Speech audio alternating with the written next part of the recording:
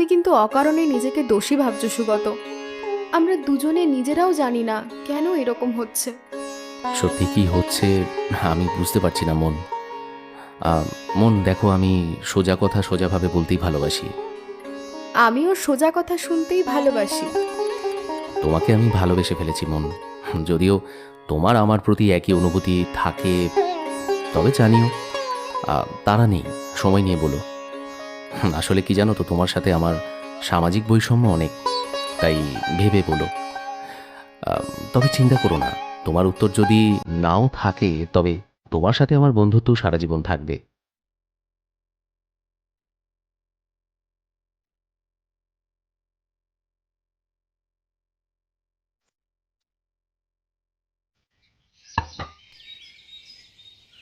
ভেবে দেখো মন দিয়ে, বিষয়টা বেশ ভালো। তবে শুধু ঘরে বসে এই বিষয় নিয়ে কাজকর্ম করা যাবে না। এই গবেষণা কিন্তু গোযুক্ত এ শোনা নয়, এ হলো প্রকৃত গো অন্বেষণ, মানে গরু খোঁজা।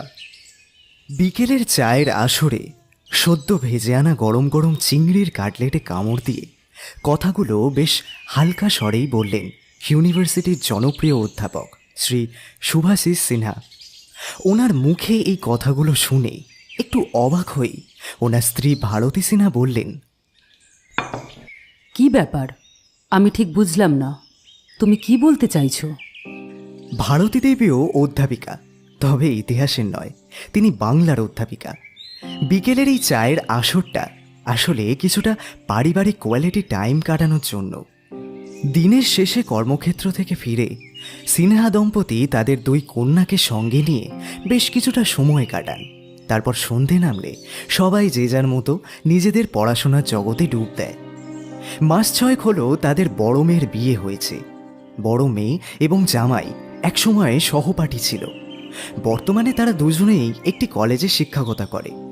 তারাও কলেজ ফেরত মাঝে মধ্যেই বাড়িতে চলে আসে। বেশ কিছুক্ষণ আড্ডা দিয়ে ফিরে যায় তাদের আস্তানায়। আজও তারা এসেছে নতুন জামাইকে আপ্যায়ন করার জন্যই।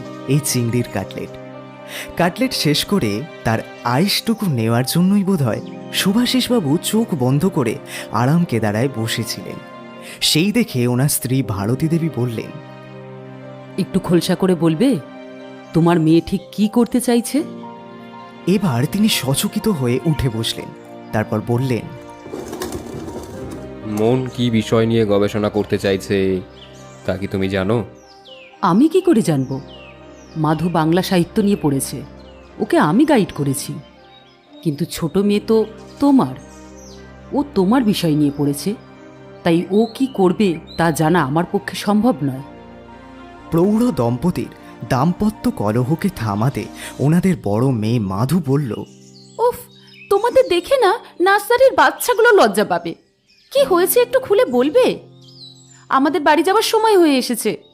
বাবা, তুমি হেয়ালি না করে বললে বলো, আর না হলে চললাম আমরা। বলে ওর স্বামী দীপাঞ্জনকে বলে, চলো তো বাড়ি যাই। বড় মেয়ের ধমকে শুভাশিসবাবু সোজা হয়ে উঠে বললেন, আরে মা, তুই এত রাগিস না রে, দাঁড়া দাঁড়া বলছি। তা তোর বোন গবেষণার বিষয় কি চয়েস করেছে সেটা কি তুই জানিস? প্রাচীন মন্দিরের স্থাপত্যের ইতিহাস।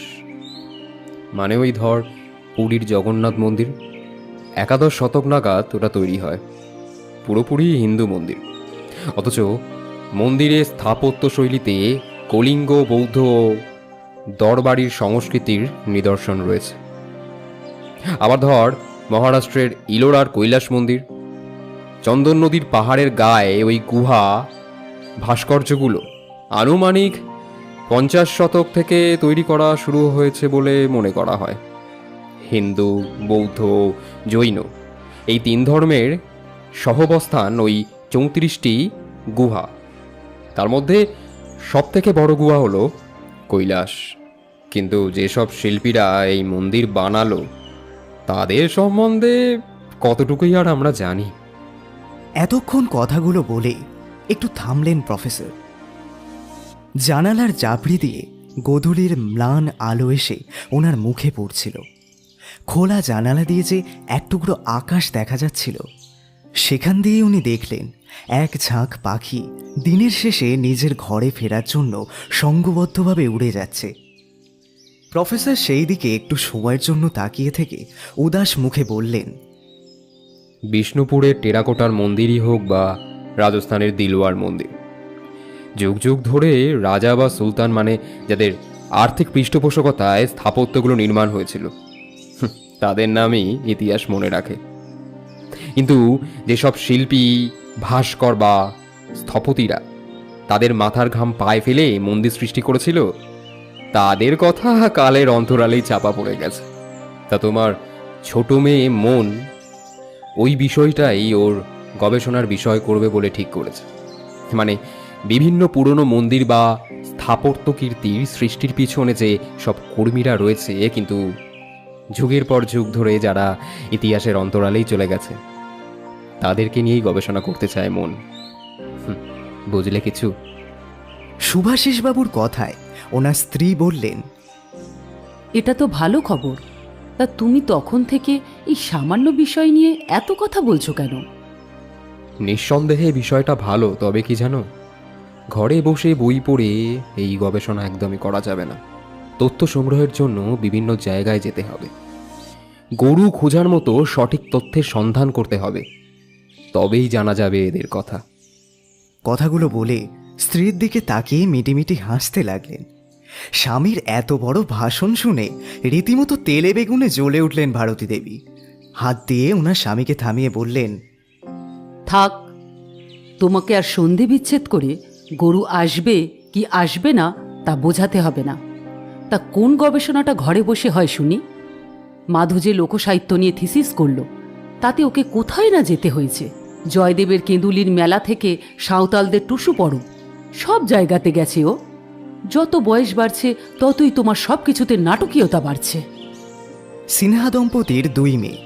বড় মেয়ে মধুরা ওর মায়ের মতোই বাংলা ভাষা নিয়ে পড়াশোনা করছে, আর ছোট মেয়ে মন্দাক্রান্তা ওর বাবার মতোই ইতিহাসে আগ্রহী। মন্দাক্রান্তা এবার নেট কোয়ালিফাই করে গবেষণা শুরু করতে যাচ্ছে। সেই নিয়েই আজ বিকেলের আসর জমে উঠেছিল। শাশুড়ি মায়ের উষ্মা মুখ বুঝতে পেরে বড় জামাই দীপাঞ্জন বলল, মা, ভাবির কথাগুলো কিন্তু ভীষণ সত্যি। আর দেখো কি সুন্দর করে বাপি বিষয়টা বোঝালো। সত্যি তো, এই যে এত এত জায়গায় ঘুরতে যাই, কত মন্দির, মসজিদ, রাজপ্রাসাদ, এগুলো তো আমরা দেখি, কিন্তু সেগুলো ধরো কারা তৈরি করেছে তার কতটুকু খবরই বা জানি বলো? খালি ওই কোণারকের সূর্য মন্দির দেখতে যাওয়ার আগে বাসের গাইড ওই মন্দিরের মঙ্গল কলস বসানোর কাহিনীটা বলল, ওইটুকুই জানলাম। ভাবো তো, 1200 শ্রমিক যা পারল না তা একটা 12 বছরের বাচ্চা করলো, ভাবা যায়? শুভাশিসবাবু তার জামাতাকে উদ্দেশ্য করে বললেন, ওই গল্পটা নিয়ে ঐতিহাসিকদের মধ্যে মতান্তর রয়েছে। ধরো আমি ধরে নিলাম যে ওই ধরমপদ নামের বাচ্চাটাই মঙ্গল কলসটা বসিয়েছিল। তাতেও আশ্চর্যের কিছুই নেই। ধরমপদ হয়তো এইরকমই যে পৃথিবীর 50 লক্ষ বাচ্চার মধ্যে একজন ছিল, যাদের বুদ্ধিমত্তা সাধারণ মানুষের থেকে অনেক বেশি। প্রফেসর সিনহার কথা শেষ হতেই ওনার বড় মেয়ে মাধু বলল, বাপি, তুমি সত্যি জিনিয়াস। যে কোনো বিষয় কোথা থেকে যে কোথায় নিয়ে যাও। বলে হাসতে লাগলো। সেই দেখে মধুরার বর দীপাঞ্জন বলল, তুমি যতই হাসো মাধু, বাপি কিন্তু গল্পের ছলে অনেক কিছু শিখিয়ে দেন। এজন্যই তো ইউনিভার্সিটিতে বাপির ক্লাস কেউ কামাই করতো না। তুমি কি করে জানলে? তুমি তো ইতিহাসের ছাত্র নও। না, মানে হিস্ট্রির কয়েকটা মেয়ের সাথে ভালো আলাপ ছিল আমার, তাই ওরাই বাপির কথা বলতো খুব। তবে রে, বার করছি তোমার বান্ধবী করা। মেয়ে জামাইয়ের খুনসুটিতে সিনহা দম্পতি একটু আগের নিজেদের অভিমানের কথা ভুলে যান। মেয়ে জামাইকে শান্ত করে তাদের নিয়ে মেতে ওঠেন অন্য আলোচনায়। যার গবেষণা নিয়ে এত আলোচনা, সে ঘরের এক কোণায় চুপ করে সবার কথা শুনছিল, আবার কিছুই শুনছিল না। ছোট থেকেই মন্দাক্রান্তা একটু অন্তর্মুখী বা চুপচাপ স্বভাবের। দিদি মধুরার মতো মিশুকে সে নয়, তবে ওদের ঘরোয়া আড্ডায় সে বেশ প্রগল্ভ হয়ে ওঠে। প্রায় সে তার সব থেকে প্রিয় মানুষ বাপির সাথে দল বেঁধে দিদি আর মায়ের সাথে তর্ক করে। যে কোনো বিষয় নিয়ে তার বাপির আলোচনা মন্ত্রমুগ্ধের মতো শোনে সে। কিন্তু আজ তার কানে কিছুই ঠিকমতো ঢুকছে না। সে আজ উদাস চোখে গোধূলির আবির রাঙানো আকাশের দিকে তাকিয়ে আছে। আজও কি সে ওই স্বপ্নটা দেখবে? তারপর নিজের মনকে নিজেই ধমকে বলবে, দূর, কি উল্টোপাল্টা ভাবছে সে। স্বপ্ন কি আর এমনি আসে? সেদিন লাইব্রেরি থেকে ওই বইটা এনে পড়ছিল বলেই হয়তো তার চিন্তায় স্বপ্নটা এসেছিল। কিন্তু বইয়ে ওই মন্দিরের যে বিবরণটা দিয়েছে সেটা খুব ইন্টারেস্টিং। স্থাপত্যগুলো খুব অন্যরকম। যদিও ওই মন্দিরটা তেমন একটা পরিচিত মন্দির নয়। বহুদিন ধরে ওখানে আর কোনো পুজো হয় না। পলাশপুর জায়গাটার নামও আগে শুনেছে বলে মনে পড়ছে না। অথচ ওইখানেই কোনো এক পাহাড়ের মাথায় নাকি মন্দিরটা আছে। যদি যাওয়া যেত। মন, তখন থেকে এত কি ভাবছিস? বাপির কথা ভয় পেয়ে গেলি নাকি? আরে বাপি তো এই রকমই, যত উল্টোপাল্টা কথা বলে, তোকে ভয় দেখাচ্ছি। আরে জমিয়ে কাজ কর। আমি তোকে বলছি, সাবজেক্টটা খুব ভালো। এর আগে খুব বেশি এইসব নিয়ে কেউ কাজ করেছে বলে শুনিনি। অত চিন্তার কি আছে? যা তো, খুশি মনে কাজে লেগে পড়। লাইব্রেরিতে গিয়ে বইপত্রগুলো খোঁজ করে নিস, বাড়ির বইগুলো ফলো কর। আর বাপি মুখে যাই বলুক না কেন, বাপির সাহায্য তো আছেই। আসলে কদিন আগে লাইব্রেরি থেকে একটা বই এনে পড়েছিলাম। তাতে পলাশপুর বলে একটা জায়গায় একটা মন্দিরের সম্পর্কে লেখা ছিল। মন্দিরটায় এখন আর কেউ পুজো দেয় না।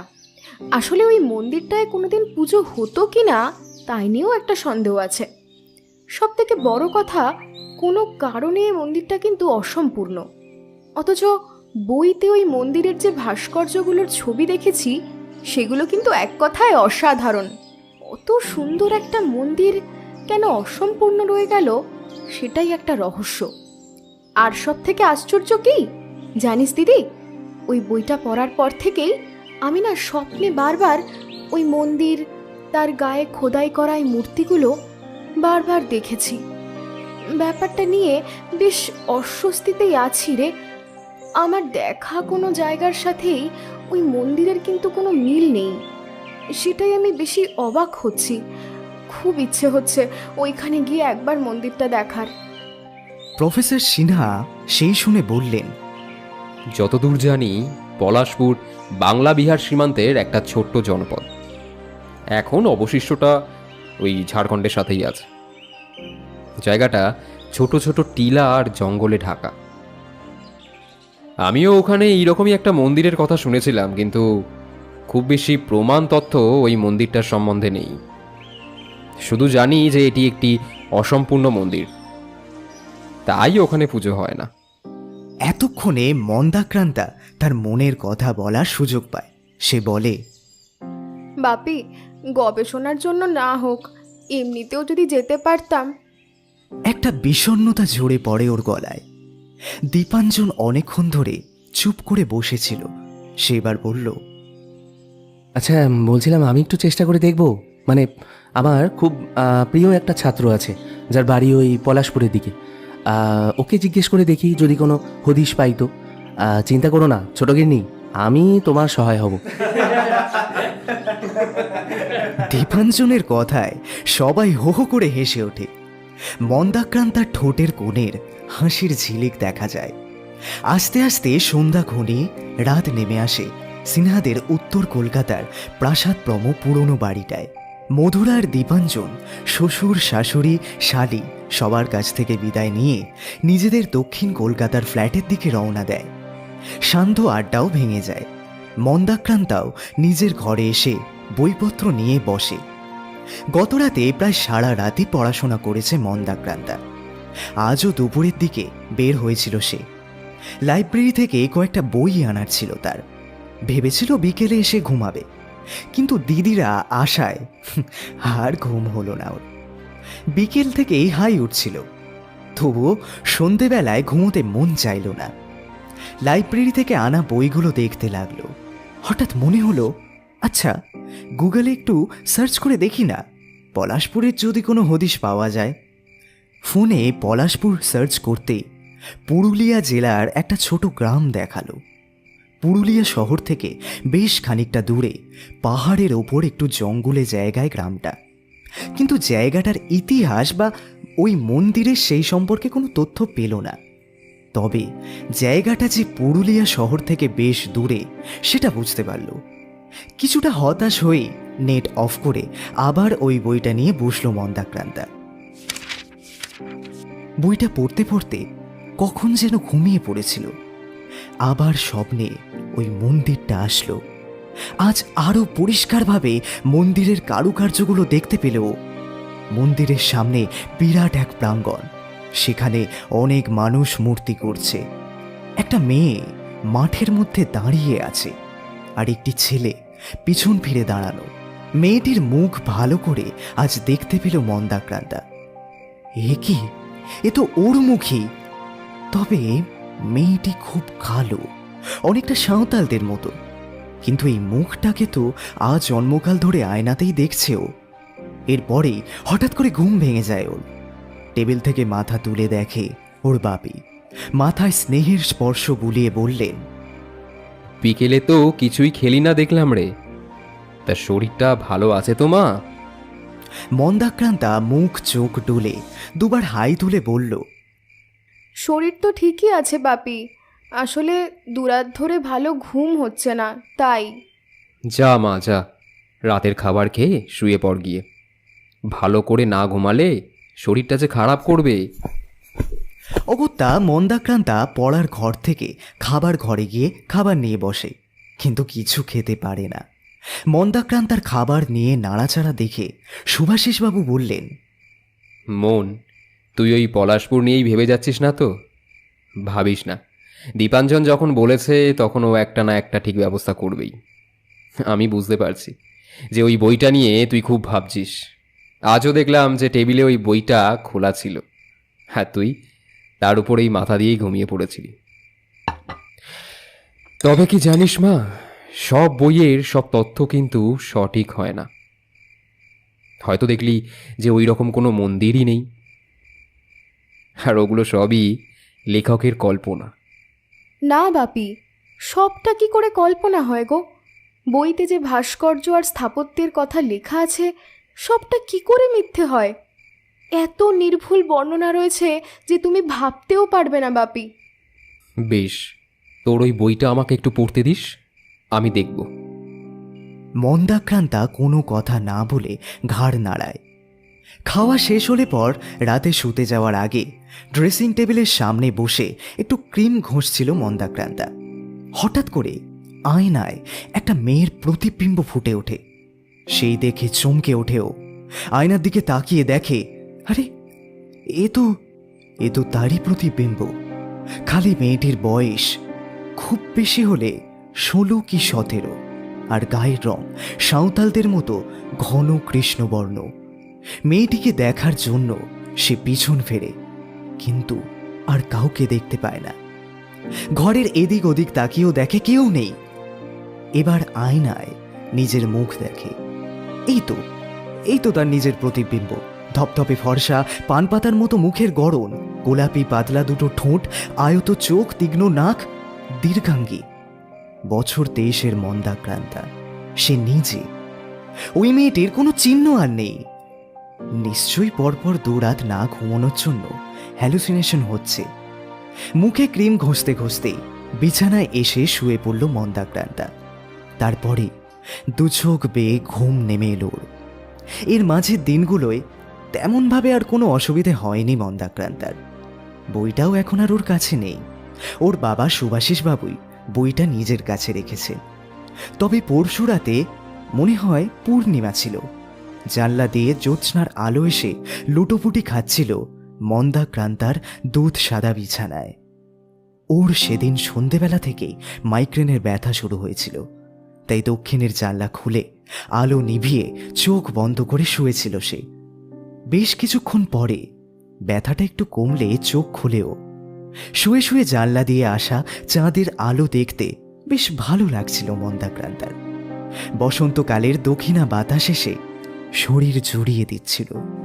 হঠাৎ দেওয়ালের দিকে তাকিয়ে দেখল অন্ধকার ঘরে চাঁদের আলোতে দুটো নারী পুরুষের অতি ঘনিষ্ঠ অবস্থার ছায়া ওর ঘরের দেওয়ালে পড়েছে। মন্দাক্রান্তা চমকে ওঠে, ঘরের আলো জ্বালিয়ে দেয়। তারপর বাপিকে ডেকে বারান্দায়, বাগানে সব জায়গায় আলো জ্বালিয়ে খোঁজ করে, কিন্তু কিন্তু কোথাও কাউকে পায় না। গেটের দারোয়ান বলে যে সে কাউকে ভেতরে ঢুকতে দেখেনি। অগত্যা ছায়া মূর্তি দুটোকে মনের ভুল বলেই ধরে নেয় সে। সে রাতে একটা অদ্ভুত স্বপ্ন দেখে মন্দাক্রান্তা। স্বপ্নে নাম না জানা ওই মন্দির চত্বর দেখতে পায় সে। এবার আর দিনের আলো নয়, চাঁদনি আলোয় রূপলি হয়ে গেছে মন্দির প্রাঙ্গণ। সেই আলোতে দুজন নারী পুরুষ অতি ঘনিষ্ঠভাবে বসে আছে। বিশ্ব চরাচরের কোনো দিকেই তাদের নজর নেই। চাঁদের আলোয় তাদের ছায়া এসে পড়েছে মন্দিরের গায়ে। ঠিক সন্ধ্যাবেলায় ওর ঘরের দেওয়ালে যে ছায়া পড়ছিল, ঠিক তার মতো। প্রবল অস্বস্তি নিয়ে ঘুমটা ভেঙে যায় মন্দাক্রান্তার। চোখ মেলে সে দেখে চাঁদের আলো ধীরে ধীরে বিদায় নিচ্ছে। শুকতারা উঠেছে, পূব আকাশ আবির রাঙা হয়ে উঠেছে। সেই দেখে বিছানা ছেড়ে উঠে পড়ে সে।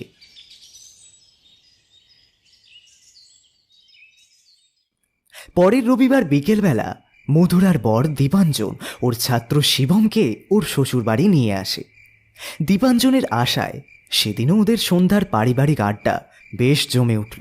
শিবম প্রফেসর দম্পতি ও দীপাঞ্জনকে নমস্কার করে ঘরের কোণার সোফায় বসে।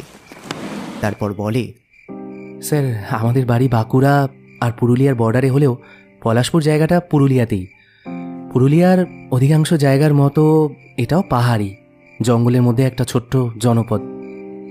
এই অঞ্চলের ইতিহাস সমাজের কাছে এখনও পৌঁছয়নি সেরকমভাবে, আর জানিও না। তবে ছোটবেলা থেকে শুনে এসেছি আমরা নাকি বিষ্ণুপুরের মল্ল রাজাদের বংশধর। তবে সে কথা সত্যি কিনা জানি না।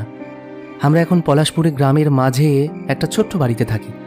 তবে আমাদের পূর্বপুরুষদের ভিটে পলাশপুর থেকে 2 কিলোমিটার দূরে একটা পাহাড়ের গায়ে, জঙ্গলের মধ্যে। সেটা এখন একটা পোড়ো বাড়ি ছাড়া আর কিছুই নয়, থাকার মতো অবস্থা নেই আর কি।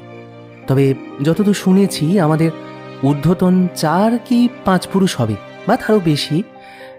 কেউই ওই বাড়িতে কখনো থাকেননি। কেন থাকেননি তাও জানি না। আমার দাদা সুগত একজন আর্কিটেক্ট, তবে ওর বিভিন্ন বিষয়ে পড়াশুনো আছে। ও আমাদের পূর্বপুরুষদের কিছু ইতিহাস খুঁজে বের করেছিল আর কি।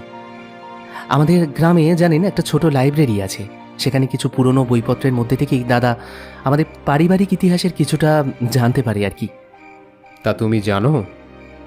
শিবম নিজেকে একটু গুছিয়ে নিয়ে আবার বলতে শুরু করে, আসলে আজ থেকে প্রায় 800 বছর আগে আমাদের কোনো এক পূর্বপুরুষ মল্ল রাজবংশ থেকে আলাদা হয়ে এই পলাশপুর অঞ্চলে চলে আসেন। সেখানে রাজ্য স্থাপন করে স্থানীয় রাজা হয়ে বসেন আর কি। মল্ল রাজাদের তখন প্রচুর ধনসম্পদ ছিল। উনি এই রাজবংশের কিছু ধনসম্পত্তি নিয়ে পলাশপুর অঞ্চলে এসেছিলেন আর কি। আর তার পরবর্তী রাজারাও আশেপাশের বেশ কিছু অঞ্চল, এমনকি বিহার, মানে এখন যেটা ঝাড়খণ্ডের মধ্যে, তাদের রাজ্যপাট বিস্তার করেছিলেন। কিন্তু এই জঙ্গলে রাজার কথা স্থানীয় মানুষ ছাড়া আর সেভাবে কেউ জানে না। ওই রাজবংশের কোনো এক রাজার ইচ্ছে হয়েছিল একটা মন্দির বানানোর, যার টানে মানুষ তীর্থ করতে আসবে। হ্যাঁ, পুরীর জগন্নাথ বা কোণারকের মন্দিরের মতো আর কি। কিন্তু অনেক খুঁজেও রাজা মন্দির করার মতো তেমন কাউকে পাচ্ছিলেন না। এই সময় ওই কয়েকজন বৌদ্ধ সন্ন্যাসী এই অঞ্চলে আসেন। তাদের সাথে একটা 12 বছরের বাচ্চা ছেলে ছিল। সে ছেলেটির বাবা কোনো এক মন্দিরের প্রধান স্থপতি ছিলেন। মন্দির শেষ হবার পর সেই রাজা ওই মন্দির বানিয়েছিলেন। তারপর তিনি সকল স্থপতি আর ভাস্করদের মৃত্যুদণ্ড দেন। ফলে সবার সাথে ছেলেটির বাবারও মৃত্যুদণ্ড হয়, যাতে ওই শিল্পীরা ওই রকম আর কোনো মন্দির বানাতে না পারে, তার জন্য কি। হ্যাঁ, একদমই তাই। তারপরে কি হলো? বাবার মৃত্যুর পর ছেলেটি অনাথ হয়ে পড়ে, কোনোভাবে ওই বৌদ্ধ সন্ন্যাসীদের সঙ্গে ভিড়ে যায় আর কি। ওদের সাথে থেকে নানা বিষয়ে জ্ঞান অর্জন করে। শুধু তাই নয়, বাবার মতো সেও হয়ে উঠেছিল একজন গুণী স্থপতি। তার নকশা করা দেখে মুগ্ধ হতো বৌদ্ধ সন্ন্যাসীরা। তাই রাজা যখন ভিনদেশি সন্ন্যাসীদের কাছে মন্দির নির্মাণের জন্য ভালো স্থপতির খোঁজ করেন, তখন তারাই ছেলেটির কথা বলেন। তারপর ওই ছেলেটি মন্দির বানানো শুরু করে। পরবর্তীকালে অবশ্যই মন্দিরকে আর পাওয়া যায় না। হ্যাঁ, সব থেকে বড় কথা, ওই পুরনো পুঁথিগুলোতে মন্দির সম্বন্ধে আরও একটা পুঁথির কথাও আছে, কিন্তু সেই পুঁথিটা খুঁজে পাওয়া যায়নি। তার মানে একটা প্রাচীন পুঁথি খোয়া গেছে। কে নিয়েছে ওটা? সেটা নিয়ে কোনো আইডিয়া আছে তোমাদের? বাবার মুখে শুনেছি ওনার কাকা ছিলেন অগাধ পণ্ডিত মানুষ। উনি আমাদের পুরনো রাজবাড়ির কোনো এক গোপন কক্ষ থেকে ওই প্রাচীন পুঁথিগুলো উদ্ধার করেছিলেন। শিবমের কথা শেষ হতেই প্রফেসর সিনহা জিজ্ঞাসা করলেন, ওনার নাম কি হেমেন্দ্রনাথ মল্লিক? হ্যাঁ, আপনি কি করে জানলেন? সুভাষিসবাবু কিছু বলার আগেই মন্দাক্রান্তা বলে উঠল, বাপি, ওই বইটা তো হেমেন্দ্রনাথ মল্লিকেরই লেখা, তাই না? হ্যাঁ, ওনারই লেখা। উনি হয়তো প্রাচীন পুঁথিটাকে অনুবাদ করেছিলেন। তবে আমার মনে হয় মন্দিরের খোঁজ উনি পাননি, কারণ মন্দির সংক্রান্ত অনেক কিছুই প্রাচীন শঙ্খলিপিতে লেখা আছে। আচ্ছা বাপি, তুমি তো শঙ্খলিপি পড়তে জানো, তাই না? হ্যাঁ রে মা, আমার এক আর্কিওলজিস্ট বন্ধুর থেকে শঙ্খলিপির মতো আরও কিছু প্রাচীন লিপি আমি পড়তে শিখেছিলাম। ও হ্যাঁ, তারপর যা বলছিলাম, আনুমানিক ৫ম শতক থেকে নালন্দার সময় অবধি এই লিপির প্রচলন ছিল। নালন্দার গৌরব চলে যাওয়ার পরই এই লিপিও আস্তে আস্তে অবলুপ্ত হয়ে যায়। প্রফেসর জিজ্ঞাসা করলেন শিবমকে। সেই শুনে সে বলল, হ্যাঁ, তো বাবার মুখে শুনেছি পুঁথিগুলি পাওয়ার পর উনি কাউকে কিছু না বলে বেশ কিছুদিনের জন্য উধাও হয়ে যান। তারপর আবার শেষ বয়সে উনি গ্রামে ফিরে আসেন। তারপর থেকে সারা দিনই উনি ওই পোড়ো রাজবাড়িতে কাটাতেন। ওখানেই একদিন সাপের কামড়ে মারা যান। ওনার মৃত্যুর পর ওনার সংগ্রহে যেসব প্রাচীন পুঁথিগুলো পাওয়া গিয়েছিল সবই গ্রামের লাইব্রেরিতে দান করা হয়। স্যার, আপনি আর মন্দাক্রান্তা আমাদের বাড়ি চলুন। এখনও পুরুলিয়াতে তেমন একটা গরম পড়েনি। বসন্তে পলাশ ফুলের সমারোহ দেখতে পাবেন ওখানে। আমার দাদারও মুম্বাইয়ের প্রজেক্টটা শেষ হয়ে গেছে। ও সামনের সপ্তাহে বাড়ি আসবে, তখন না হয় আসুন। দাদার বিভিন্ন বিষয় পড়াশোনা আছে, ও এই ব্যাপারে নিশ্চয়ই খুব আগ্রহ প্রকাশ করবে। তোমাদের বাড়ি অবশ্যই যাব, তবে আমাকে ম্যাডাম নয়, দিদি ডাকতে হবে। কি, রাজি তো? হ্যাঁ, রাজি। কথা হয় সামনের রবিবার মন্দাক্রান্তা আর সুভাষিসবাবু পুরুলিয়া যাবে। এরপর আরও কিছুক্ষণ গল্প করে ওরা চলে যায়। ওরা যাওয়ার পরে মন্দাক্রান্তা বলে, বাপি, পুরনো লিপির পাঠ করতে পারলে গবেষণায় অনেক সুবিধা হয়, তাই না গো? সুভাষিসবাবু মেয়ের মাথায় স্নেহের হাত বুলিয়ে দিয়ে বলেন, হ্যাঁ রে মা, ব্রাহ্মী খরষ্টি লিপির মতো অত জনপ্রিয় না হলেও শঙ্খলিপি, তিব্বতী কিনকোট বা ডাকিনী সংস্কৃতির মতো অনেক প্রাচীন লিপি আছে, সেগুলো এখন হারিয়ে গেছে। কিন্তু এই লিপিগুলিতে লেখা আছে ওই দুষ্প্রাপ্য পুঁথির কথা, যেগুলো পড়তে গেলে এই সংস্কৃতি জানাটা খুবই দরকার। প্রাচীন ভারতীয় ইতিহাসে অনেক কিছুই এইসব প্রাচীন পুঁথিপত্রে লেখা আছে। কথাগুলো বলে সুভাষিসবাবু নিজের ঘরে চলে যান। মন্দাক্রান্তা বারান্দায় এসে বসে। আজ চাঁদ অনেকটাই মেঘে ঢাকা, তবুও মেঘের আড়াল থেকে চাঁদের আলো এসে ওদের বাগানে পড়েছে। মন্দাক্রান্তার সেদিনের স্বপ্নের কথা মনে পড়ে গেল। কে ছিল এই ছেলেটি যে ওর মতো দেখতে মেয়েটার সাথে ঘনিষ্ঠভাবে বসেছিল? আচমকা নিজের শরীরে একটা উত্তেজনা বোধ করেও। সেদিন স্বপ্নে দেখা ওদের শরীরের উত্তেজনা যেন ওর শরীরে ছড়িয়ে পড়ে। সুদূর লোকের নাম না জানা এক পুরুষের জন্য মনটা উচ্চাটন করে ওঠে ওর। কিছুক্ষণ পরে নিজের আচরণে নিজেই অবাক হয়ে যায় মন্দা। তারপর নিজের ঘরে গিয়ে বইপত্র নিয়ে বসে। রবিবারের রাতে ট্রেন ধরে পরদিন ভোরে পুরুলিয়া স্টেশনে এসে পৌঁছালো মন্দাক্রান্তা ও সুভাষিস সিনহা। স্টেশন থেকে বাইরে বেরিয়ে শিবমের সাথে দেখা হয় ওদের। শিবম ওদের ছোট লাগেজ দুটো কাঁধে তুলে নেয়। তারপর ট্রলিটা মন্দাক্রান্তার হাত থেকে নেওয়ার জন্য হাত বাড়ায়। মন্দাক্রান্তা বাধা দিয়ে বলে, এটা আমি টেনে নিয়ে যেতে পারবো ভাই। এমন সময় বছর 26-এর একটি ছেলে ওদের দিকে এগিয়ে এলো। শিবম ওকে দেখিয়ে বলল, স্যার, মন্দি, এটা আমার দাদা সুগত। সুগত সুভাষিস বাবুর পায়ে হাত দিয়ে নমস্কার করল। তারপর মন্দাক্রান্তাকে হাত জোর করে নমস্কার করে বলল, আপনি তো মন্দাক্রান্তা ভাইয়ের মন্দিদি, তাই তো? মন্দাক্রান্তা একটা সম্মতিসূচক হাসি হেসে সুগতর দিকে তাকালো। 6 ফুটের ওপরে লম্বা, গ্রিক ভাস্কর্যের মতো চেহারা উজ্জ্বল শ্যামবর্ণের ছেলেটির সাথে শিবমের চেহারার কোনো মিলই নেই। শিবম ছোটোখাটো ফর্সা চেহারা, আর সুগত তার উল্টো। সুগত এবার সবাইকে তাড়া দিয়ে বলল, বলছিলাম আমাদের কিন্তু অনেকটা পথ যেতে হবে, তাড়াতাড়ি চলুন প্লিজ। মন্দাক্রান্তা ট্রলি ব্যাগটাকে টেনে স্টেশন থেকে বের হয়ে আসে। এমন সময় অসাবধানে একটা সিঁড়িতে হোঁচট খেয়ে যায়, কিন্তু পড়ে যাওয়ার আগে সুগত এসে ওকে ধরে ফেলে। সুগতর স্পর্শে মন্দাক্রান্তার সারা শরীরে যেন বিদ্যুৎ খেলে যায়। ওর মনে হয় এই স্পর্শ যেন তার জন্ম জন্মান্তরের চেনা। হঠাৎ করে ওর মনে পড়ে যায় সেই চাঁদনি রাতের যুগল মূর্তির কথা। মুহূর্তে নিজেকে সামলে নিয়ে গাড়ির দিকে এগিয়ে যায় মন্দাক্রান্তা।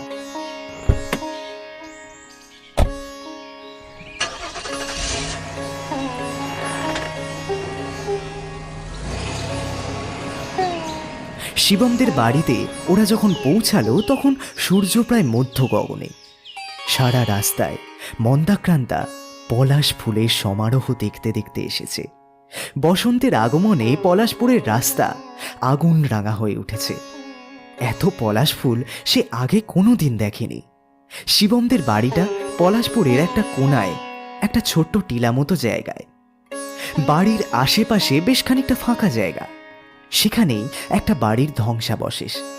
ওদের বাড়িটা বেশ ছোটই, মাত্র 2টো শোবার ঘর আর একটা বারান্দা। তারই একটা কোণ ঢেকে শোবার খাট পাতা রয়েছে। ঘরের পিছনে ছোট্ট একটা রান্নাঘর আর টয়লেট। ঘর লাগোয়া টয়লেট দেখে মন্দাক্রান্তা বেশ স্বস্তির নিঃশ্বাস ফেলে। তবে ছোট হলেও পুরো বাড়িটা খুব টিপটপ আর সুন্দর করে সাজানো। ইদারার ঠান্ডা জলে স্নান করার পর সারা দিনের ক্লান্তি দূর হলো ওদের। শিবমের বাবা মা ওদের আন্তরিকভাবে আপ্যায়ন করে খাবার টেবিলে নিয়ে বসায়। তারপর কুণ্ঠিতভাবে শিবমের বাবা বলেন, স্যার, আমরা গরিব মানুষ, আমাদের বাড়িতে আপনাদের খুব কষ্ট হবে থাকতে, তবু নিজের বাড়ি মনে করে একটু মানিয়ে গুছিয়ে নেবেন আর কি।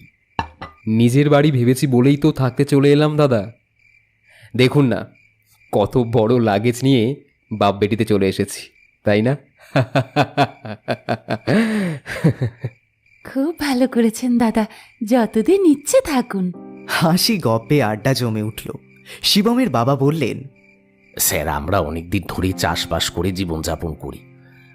খালি আমার এক কাকা ছিলেন খুব পণ্ডিত, তারপর আমার এই 2 ছেলে পড়াশুনো করছে। সত্যি বলতে স্যার, ওদের জন্য আমি তেমন কিচ্ছু করতে পারিনি। গ্রামের স্কুলে কষ্ট করে পড়াশোনা শিখেছে। ওই দিকে দেখুন, ওই যে ভাঙা ঘরগুলো, ওখানেই আগে আমরা থাকতাম আর কি। আমার এই বড় ছেলে চাকরি পাবার পরে এই ছোট্ট বাড়িটা তৈরি করেছে। আমার সব জ্যাঠতুতো খুঁড়তুতো ভাইরা সবাই গ্রাম ছেড়ে পুরুলিয়া শহরে, কলকাতায়, আরও দূরে দূরে নানান জায়গায় কাজের খোঁজে চলে গেছে আর কি। আমরাই খালি পড়ে আছি। বাবার কথা শেষ হওয়ার আগে সুগত বলল, আমি মাত্র 3 বছর হলো চাকরি পেয়েছি, তাই এর বেশি কিছু করতে পারিনি। এখন ভাইকে ভালো করে পড়াশোনা করানোর জন্যই আমার মূল লক্ষ্য। দীপাঞ্জনদা ভাইকে খুব ভালোবাসেন, অনেক সাহায্য করেছেন। প্রফেসর সিনহা বললেন, তোমার ভাইও খুব মেধাবী, তাই ওকে দীপাঞ্জন এত ভালোবাসে। তবে একটা কথা নিয়ে আমার একটু খটকা লাগছে। তোমরা বলছো ওই মন্দিরটা আদেও আছে কিনা তাই জানো না, অথচ আমি এইরকম একটা মন্দির সম্বন্ধে কিন্তু শুনেছিলাম। হ্যাঁ, আপনি ঠিকই শুনেছিলেন। আমার বাবার কাকা, মানে আমাদের কাকা দাদু, ওই পুরনো রাজবাড়ি থেকে কিছু প্রাচীন পুঁথিপত্র পান। সেখানেই নাকি ওই মন্দিরের হদিস ছিল। তার থেকে উনি ওই রকম একটা মন্দিরের আইডিয়া করেন আর কি। উনি কিছু বইপত্র আর প্রবন্ধেও ওই মন্দির নিয়ে লিখেছিলেন। ভেবেছিলেন মন্দিরের কথা প্রচার হলে যদি আর্কিওলজিস্টরা ওখানে খোঁজাখুঁজি করে মন্দিরের হদিশ বের করতে পারে আর কি, কিন্তু তেমন কেউ আগ্রহ দেখায়নি। কথাগুলো বলে মন্দাক্রান্তাকে এক ঝলক দেখে ওর মনের অনুভূতি বোঝার চেষ্টা করে সুগত। মন্দাক্রান্তা তৎক্ষণাৎ বলে ওঠে, না না, ওই মন্দির আছে, আমি বইতে পড়েছি, কিন্তু সব কিছু বুঝিনি। আরেকটা কথা স্যার, এবারে বাড়ি এসে আমি কাকা দাদুর ঘরে গিয়েছিলাম। ওখানেই আমি এই তালপাতার পুঁথিটা পাই। মাত্র কয়েক পাতার পুঁথি, খুব যত্নে গোপনে পুঁথিটা উনি রেখেছিলেন। লাইব্রেরিতে যেসব পুঁথিপত্র দেওয়া হয়েছিল তার মধ্যে একটা পুঁথি পাওয়া যাচ্ছিল না। আমার ধারণা এটাই হয়তো সেই পুঁথিটা। বলে একটা প্রাচীন তালপাতার পুঁথি প্রফেসর সিনহার হাতে দেন। প্রফেসর সিনহা পুঁথিটি বেশ কিছুক্ষণ ধরে দেখে বলেন, দেখো, আমার এটি দেবনগরী অক্ষরে লেখা বাংলা ভাষার পুঁথি বলেই মনে হচ্ছে। আসলে আজ থেকে 700-800 বছর আগে বাংলা ভাষার সাথে এখনকার বাংলা ভাষার না অনেক ফারাক। তুমি নিশ্চয়ই বাংলা ভাষার প্রথম রচিত ওই বইটি চর্যাপদ, তার নাম নিশ্চয়ই শুনেছ। হ্যাঁ, তো চর্যাপদের বাংলা আর এখনের বাংলা ভাষা তো এক নয়, ওটা তো সাধু ভাষা। শিবম, তুমি এই পুঁথিটা পড়েছ? হ্যাঁ স্যার, কিন্তু সব কিছু বুঝতে পারিনি। আমি স্যারকেও এই পুঁথির ছবি দেখিয়েছি। এতে কিছু সংকেত আছে জানেন, যেগুলো দিয়ে আমরা মন্দিরের প্রবেশদ্বারে হয়তো খুঁজে পাবো। তবে স্যারও পুরোটা বুঝেননি। প্রফেসর সিনহা পুঁথিতে মনোনিবেশ করেন। স্যার দেখুন, পুঁথির শুরুতেই না একটা সংকেত, 4 গুণ 3 গুণ 22, 264। পরে একটা সাংকেতিক চিহ্ন, কিসের চিহ্ন বুঝতে পারছি না। পরে এগুলো শুধু কিছু সংখ্যা। আমিও বুঝতে পারছি না, হয়তো কোনো প্রাচীন আর্কিটেকচার সম্বন্ধীয় কোনো চিহ্ন। সন্ধে হয়ে গিয়েছিল অনেকক্ষণ আগেই। গ্রামের কম ভোল্টেজের আলোয় প্রফেসরের চিন্তান্বিত মুখ দেখা যাচ্ছিল। শিবমের বাবা মা অনেকক্ষণ আগেই অতিথিদের রাতের খাবার ব্যবস্থা করতে চলে গেছেন। মন্দাক্রান্তা এক মনে ওদের কথা শুনছিল। সুগত মাঝে মাঝে আর চোখে ওকে দেখছিল। মন্দাক্রান্তার পান পাতা মুখের মায়াবী দৃষ্টি ভারী লাগছিল ওর। প্রফেসর সিনহার সেসব দিকে কোনো নজরই নেই। তিনি এখন প্রাচীন মন্দিরের ইতিহাসে আত্মমগ্ন। সুগতকে উদ্দেশ্য করেই তিনি বললেন, দেখো, খুব যদি খোঁড়াখুড়ির ব্যাপার থাকে তবে কিন্তু আমি সেটা পারবো না। তবে তাহলে আর্কিওলজিস্ট ডিপার্টমেন্টকে ডাকতে হবে। তবে একটা জিনিস লক্ষ্য করেছো সুগত, সংকেতের গুণটা ছোট হলেও তা কিন্তু এক লাইনে লেখা। সুগত মন্দাক্রান্তার দিক থেকে নজর ফিরিয়ে নিয়ে বলল, হ্যাঁ স্যার, আমাদের এক প্রফেসর, উনি এই বৈদিক ম্যাথস জানতেন। আর্কিটেকচারের পাশাপাশি উনি হলেন একজন শখের গণিতবিদ আর কি। বহু প্রাচীন গণিতের প্রবলেম নিয়েও উনি চর্চা করেন। ওনার কাছ থেকেই আমি এই বৈদিক ম্যাথসের প্রাথমিক ধারণাটা পেয়েছিলাম আর কি। আসলে 0 এবং দশমিক প্রাচীন ভারতে আবিষ্কার হয়েছিল যেটা, সেটা ছাড়াও যে সবথেকে বড় সংখ্যার ব্যবহার হয়েছিল তার কথাও স্যারের কাছে শুনেছিলাম। তল্লাকসানা, একের পরে 421টা শূন্য দিলে হয় 1 তল্লাকসানা। এমনকি ললিত ভিস্তার কথা উনি বলেছিলেন। স্যারের প্রাচীন যুগের আর্কিটেকচার নিয়েও অনেক পড়াশোনা। আমি স্যারকে ওই সাইনটা পাঠিয়ে মেসেজ করে দেখি উনি যদি কিছু বলতে পারেন। আমি আজ একটু ভাবি, বুঝলে, কারণ সংকেতের গুণফলটা আসলে কিভাবে এসেছে, এছাড়াও পুঁথিটা পুরোটা বাংলায় লেখা কিনা সেটাও দেখতে হবে। রাতে খাওয়া দাওয়া হয়ে যাওয়ার পর সুভাষিসবাবু আর মন্দাক্রান্তা তাদের জন্য বরাদ্দ এই বাড়ির বড় শোবার ঘরটাতে এসে ঢুকল।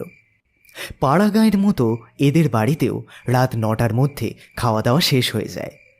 কাল সন্ধেতে এই অঞ্চলে একটা ভালো মতো ঝড় বৃষ্টি হয়েছিল, তাই আজ খুব একটা গরম নেই। মন্দাক্রান্তা ঘরে এসে জানালাগুলো খুলে দিল। জানালা দিয়ে হু হু করে হাওয়া ঢুকতে লাগলো। এত তাড়াতাড়ি ঘুম আসে না মন্দাক্রান্তার। ও একটা বই নিয়ে পড়ার চেষ্টা করছিল, কিন্তু এই ঘরের আলো এতটাই কম যে ভালো করে কিছু দেখাই যাচ্ছে না। এদিকে নেটের সিগন্যালও খুব খারাপ। ওরা সঙ্গে একটা ব্যাটারি টেবিল ল্যাম্প নিয়ে এসেছিল। সেটা নিয়ে প্রফেসর সিনহা টেবিলে বসে পুঁথিটা দেখছিলেন। ছাদের থেকে বেশ কিছুক্ষণ ধরে বাঁশির একটা মিঠে সুর ভেসে আসছে। মন্দাক্রান্তা বই খুলে ওই সুরটা শোনার চেষ্টা করছে। খুব চেনা একটা সুর, কোথায় শুনেছে সেটা বুঝতে পারছে না ও। হঠাৎ সুভাষিসবাবু মেয়েকে বললেন, আমার একটা কাজ করবি মা? হ্যাঁ বাবা, করব। বলো কি কাজ? তোর মাকে যতই খেপাই না কেন, বাংলা ভাষায় তোর মায়ের না অজ্ঞাত জ্ঞান, বুঝলি? জানি বাপি, শুধু বাংলা কেন, মা তো অনেকগুলো ভাষা জানে। ছাত্রীরা মার কত সুনাম করতো বলো। তাই তো তোর মায়ের সাহায্যই নেওয়ারে। 1000 বছর আগের বাংলা ভাষা আমার থেকে না তোর মা খুব ভালোভাবেই জানে। শুধু তাই নয়, জানিস আমার সঙ্গে সঙ্গে পাল্লা দিয়ে তোর মা অনেক প্রাচীন লিপিও পড়া শিখেছিল। এই পুঁথিগুলির কতগুলো জায়গায় আমার খুব খটকা রয়েছে, তাই এই পুঁথিটাকে PDF ফরম্যাটে তোর মাকে পাঠিয়েছিলাম। কিন্তু নেটের তো সিগন্যালই পাচ্ছি না। তোর মাকে ফোন করলাম, সে বলল যে সে নাকি সব কিছু আমার এই সব প্রশ্নের উত্তরটা পাঠিয়ে দিয়েছে। তা মা, তুই একটু এই ফোনটা নিয়ে একটু বাড়ির বাইরে যা না, গিয়ে দেখ না যদি সিগন্যালটা পাওয়া যায়। মন্দাক্রান্তা বাবার হাত থেকে ফোনটা নিয়ে ঘর থেকে বের হচ্ছিল। এমন সময় সুভাষিসবাবু মেয়েকে ডেকে বললেন, একা যাস না মা, ছাদে বোধ হয় সুগত বাঁশি বাজাচ্ছে, তুই ওকে ডেকে নিয়ে যাস। তুমি কি করে জানলে বাবা ও বাঁশি বাজাচ্ছে? আরে দেখলি না মা, শিবম তো মা বাবার শোবার ঘরে ওর বিছানাপত্র নিয়ে ঢুকে গেল। মনে হয় এই ঘরটাতেই ওরা 2 ভাই থাকে। বারান্দায় বিছানাটা বাড়তি, আমরা আশায় 2 ভাই ঘর ছাড়া হয়েছে। শিবম বাবা মায়ের ঘরে আর সুগত ওই বারান্দায় থাকবে। বাবার কাছ থেকে ফোনটা নিয়ে মন্দাক্রান্তা ঘরের থেকে বারান্দায় আসলো। তখনই ও দেখল বারান্দা সংলগ্ন সিঁড়ি দিয়ে সুগত নিচে নেমে আসছে। মন্দাক্রান্তাকে দেখে অবাক হয়ে সে জিজ্ঞাসা করল, এ কি ম্যাডাম, আপনি এখনো ঘুমোননি? আমরা শহুরে লোক, রাত 9টা আমাদের সন্ধে, কিন্তু আপনি ঘুমোননি কেন? ম্যাডাম, মুম্বাই শহরও সারা রাত জাগে, ওখানেই থেকে থেকে অভ্যাস খারাপ হয়ে গেছে। আমি অবশ্য বরাবরই রাত জেগে পড়তাম, ভাই সকালে ওঠে, তাড়াতাড়ি ঘুমোয়। এখানে এখন একদম নেটের সিগন্যাল পাওয়া যাচ্ছে না, অথচ মায়ের কয়েকটা মেসেজের জন্য বাবা অপেক্ষা করে আছে। কোথায় গেলে একটু সিগন্যাল পাবো তা একটু বলবেন? চলুন বাইরে যাই। আমাদের বাড়িটা আসলে টিলার মাথায় বলে রাতে সিগন্যাল থাকে না। চলুন নিচে নেমে দেখি, এখনও তো 10টা বাজেনি। নিচের ছোট বাজারের হয়তো কিছু লোকজন পেয়ে যাব। মন্দাক্রান্তার সুগত বাড়ির বাইরে বের হয়ে আসে। পূর্ণিমার চাঁদ পুরোপুরি অন্ধকারে ঢেকে যাওয়ার আগে সরু ফালির মতো আকাশে জ্বলজ্বল করছে। 2 দিন আগে ঝড় বৃষ্টি হওয়ার পর এখন আকাশে নক্ষত্ররা ঝকমক করে জ্বলছে। মন্দাক্রান্তারা বাড়ি থেকে বের হয়ে ঢাল বেয়ে টিলা থেকে নিচে নামছিল। হঠাৎ ও একটা পাথরে ধাক্কা খেয়ে নিচে গড়িয়ে পড়ে যাচ্ছিল। সুগত তাড়াতাড়ি ওকে ধরে ফেলে। মন্দাক্রান্তা লজ্জা পেয়ে বলে, এই নিয়ে 2 বার আপনি আমাকে পড়ে যাওয়া থেকে বাঁচালেন। এটা খুব স্বাভাবিক ম্যাডাম, একে তো অন্ধকার, তার মধ্যে ঢালু রাস্তা, নতুন মানুষের পথ চলতে অসুবিধে তো হবেই। আপনি আমার হাতটা ধরে চলুন।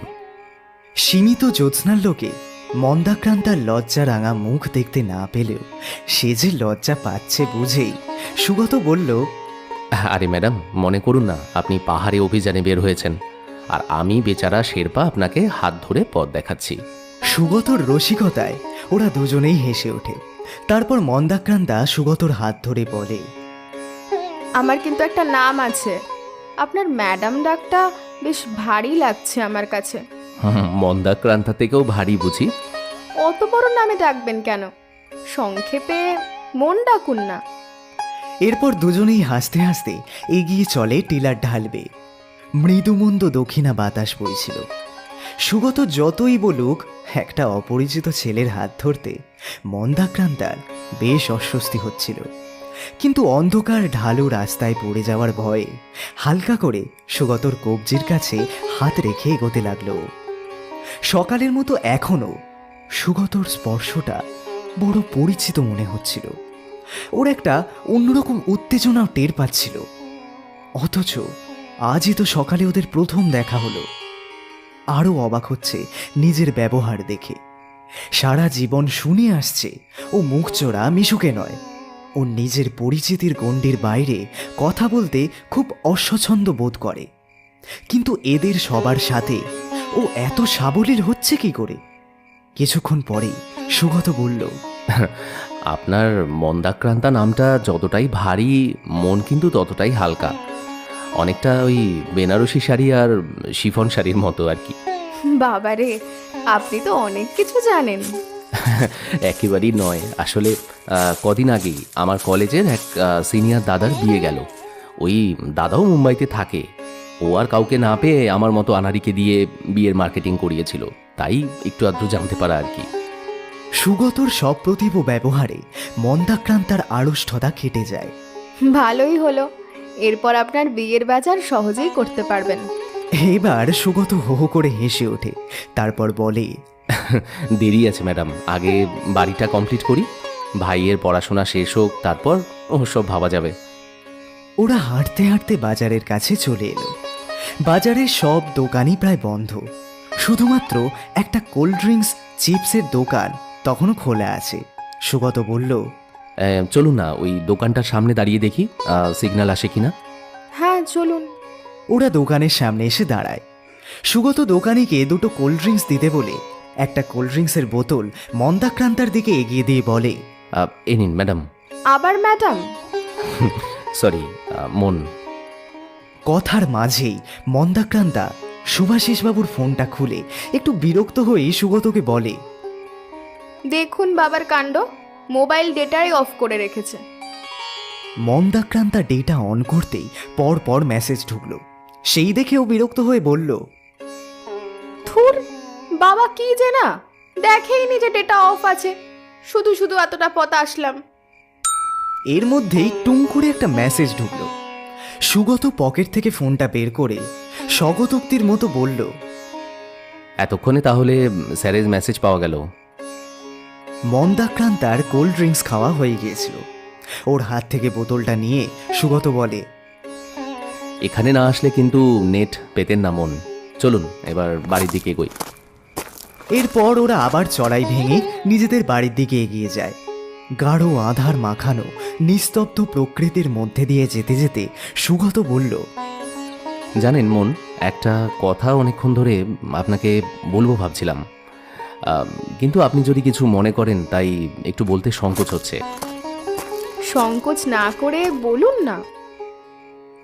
আসলে আপনাকে আমার ভীষণ চেনা মনে হয় আমি বোধহয় আপনাকে যুগ যুগান্তর ধরে চিনি। আপনার চাহনি, হাসি সবই যেন আগে কোথাও দেখেছি। ইভেন আপনার গলার স্বরটাও আমার ভীষণ চেনা। অথচ চিন্তা করে দেখলাম যে আপনার চেহারার সাথে আমার পরিচিত কারোরই মেলে না। এমনকি আপনার উচ্চতা, গায়ের রং, গড়পড়তা বাঙালিদের থেকে আলাদা। তাই সুগত থেমে যায়। মন্দাক্রান্তা উদাস মুখে বলে, এই একই কথা আমিও আপনার ক্ষেত্রে ভেবেছি। এত চেনা আপনি, অথচ আজই তো প্রথম আলাপ আমাদের। রাত্রির নিস্তব্ধতা উপভোগ করতে করতে ওরা বাড়ি চলে এলো। তারপর দুজন দুজনকে শুভরাত্রি জানিয়ে ঘুমোতে চলে গেল। পরদিন সকালে উঠে শুভাশিসবাবু ও মন্দাক্রান্তা স্নান করে বাইরে বের হওয়ার পোশাক পরে বাইরের বারান্দায় এসে দেখল শিবম আর সুগত বাইরে যাওয়ার জন্য তৈরি হয়ে নিয়েছে। আজ মন্দাক্রান্তা কার্বন কালারের ডেনিম প্যান্ট আর হালকা গোলাপি রঙের টপ পরেছে। পিঠ ছাপানো চুলগুলোকে চূড়ো করে মাথার উপরে বেঁধেছে। গোলাপি ফর্সা গালে সূর্যের আলো পড়ে চকচক করছে। সেই আলো থেকে চোখগুলোকে বাঁচানোর জন্য সানগ্লাস নিয়েছে, যেটাকে এখন মাথার উপরে আপাতত তুলে রেখেছে। আজ জিন্স আর টপে মন্দাক্রান্তার ছিপছিপে চেহারাটাকে ভীষণ আকর্ষণীয় ও প্রাণবন্ত দেখাচ্ছে। সুগত মুগ্ধ দৃষ্টিতে ওর দিকে বারবার তাকাচ্ছিল। সেই দেখে মন্দাক্রান্তা লাজুক হাসি এসে বলল, আসলে জঙ্গলে যাচ্ছি তো, তাই এগুলো পরা আর কি। শিবম উঠোনে চেয়ার পেতে ওদের সবাইকে বসার ব্যবস্থা করেছে। শিবমের মা মন্দাক্রান্তার হাতে লুচি আর আলুর দমের থালাটা ধরিয়ে দিয়ে বলেন, বেশ লাগছে, বাচ্চা মেয়ে যা পড়বে তাতেই ভালো। সেই কথা শুনে লজ্জায় মাথা নিচু করে মন্দাক্রান্তা। একটা লুচি ছিঁড়ে আলুর দম নিয়ে মুখে দিয়ে প্রফেসর শুভাশিস সিনহা বললেন, তারপর সুগত, তোমার স্যারের মেসেজ পেলে? হ্যাঁ স্যার, কাল রাতে যখন নিচে গিয়েছিলাম তখনই স্যারের মেসেজ পেয়েছি। পুরনো স্থাপত্যে ওই চিহ্নটা দিয়ে তোরণ বা গেট বোঝানো হতো আর কি। বেশ, এদিকে আমিও আমার ম্যাডামের কাছ থেকে কিছু মেসেজ পেয়েছি। বাবার কথা শুনে মন্দাক্রান্তা বলল, বাপি, তুমি আবার মাকে নিয়ে পড়লে? না রে মা, আজ আমি তোর মায়ের গুণমুগ্ধ। ওনার খাওয়া হয়ে গিয়েছিল। থালাটা রেখে দিয়ে নিজেকে একটু গুছিয়ে নিয়ে বললেন, বুঝলি মন, তোর মায়ের ভারতী নামটা একদম সার্থক। কাল ওকে আমি ওই পুঁথিটার ছবি পাঠিয়েছিলাম, সে তার মানে বার করে আমাকে মেসেজ করেছে। ওই পুঁথিটা আসলে একটা সূচি, সাংকেতিকভাবে বা ধাঁধার আকারে ওই মন্দিরটা সম্বন্ধে অনেক কিছু লেখা আছে ওতে। আমরা যদি ওই সংকেতগুলো পুরোপুরি বুঝতে পারি তবে হয়তো অনেক কিছুই জানতে পারবো। বলছিলাম, ধাঁধাগুলো কি জানতে পারি? অবশ্যই। বলেই উনি মোবাইল খুলে পড়তে লাগলেন। নহি শিল্পী নহি ভাস্কর, শুধুই কর্মী মোরা, শিল্পকর্মে স্থাপত্যে নয়, সেরে গোজে অভিজ্ঞতায় লেখা মোদের পরিচয়।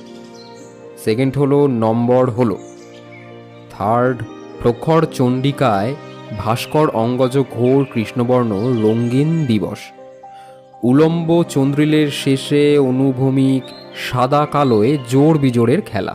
এবং চতুর্থ হলো ত্রিপুরীর অভ্যন্তরে ভারতীয় দুর্মূল্য আশয়। মোবাইল অফ করে উনি বললেন, মন, তোর মা ওই পুঁথির প্রাচীন ভাষাকে বর্তমান বাংলা ভাষায় অনুবাদ করে তার মানে করে ধাঁধার মাধ্যমে পাঠিয়ে দিয়েছে। এছাড়াও ওই মন্দিরে তোর পৌঁছানোর সংকেত হিসাবে কিছু সংখ্যা দেওয়া আছে। আমাদের এখন সেই সূত্র ধরেই এগোতে হবে, বুঝলি? ঠিক তখনই বাইরে একটা অটো এসে হর্ন বাজালো। চলো রওনা দেওয়া যাক। জঙ্গুলে এবড়ো খেবড়ো পথ ভেঙে ওরা রাজবাড়িতে এসে পৌঁছায়। নামেই রাজবাড়ি, সবই প্রায় ভেঙে পড়েছে। ওরা রাজবাড়ির সেই অংশে চলে আসে। এটা মূল রাজবাড়ির থেকে কিছুটা পৃথক একটা অংশ।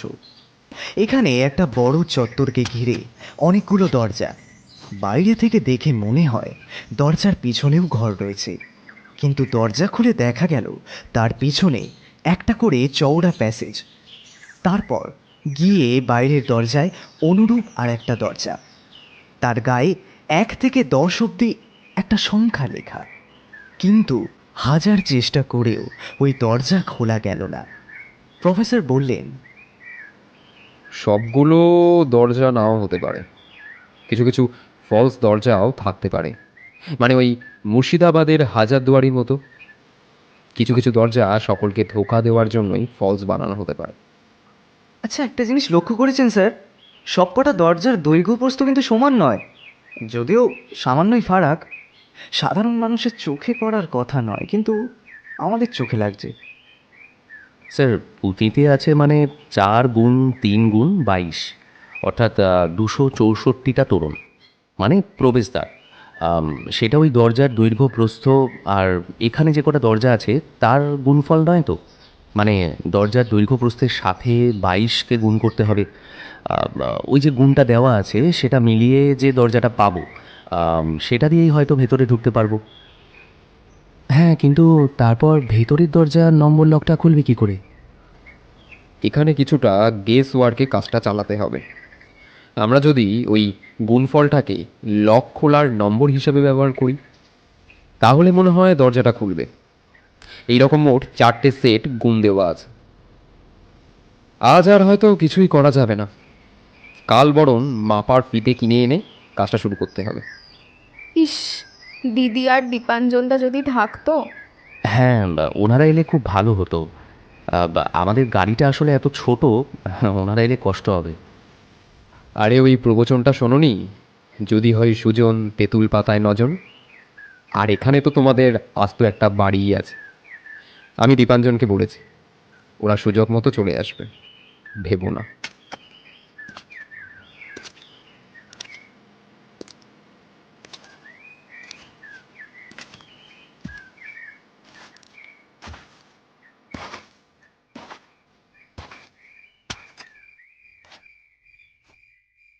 কথা বলতে বলতে ওরা বাড়ি পৌঁছে গেল।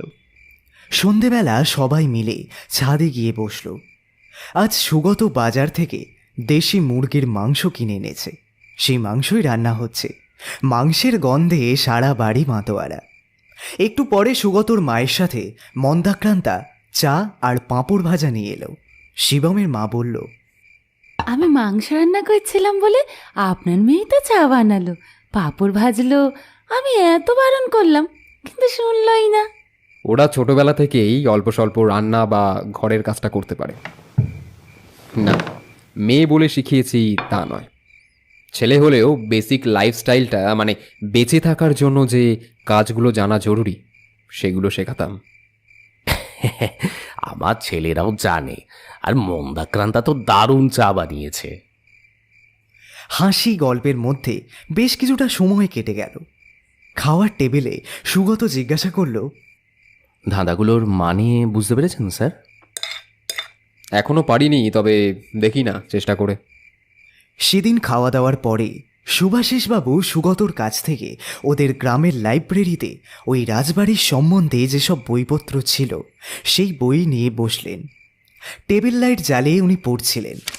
ছাদে আজও সুগত বাঁশি বাজাচ্ছিল, তবে আজ আর কালকের সেই সুরটা নয়, অন্য একটা পরিচিত গানের সুর।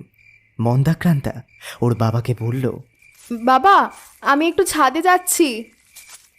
ছাদে পা দেওয়ার পরই ওর মনটা কেমন জানি উদাস হয়ে গেল। আজ আকাশে মেঘেদের আনাগোনা।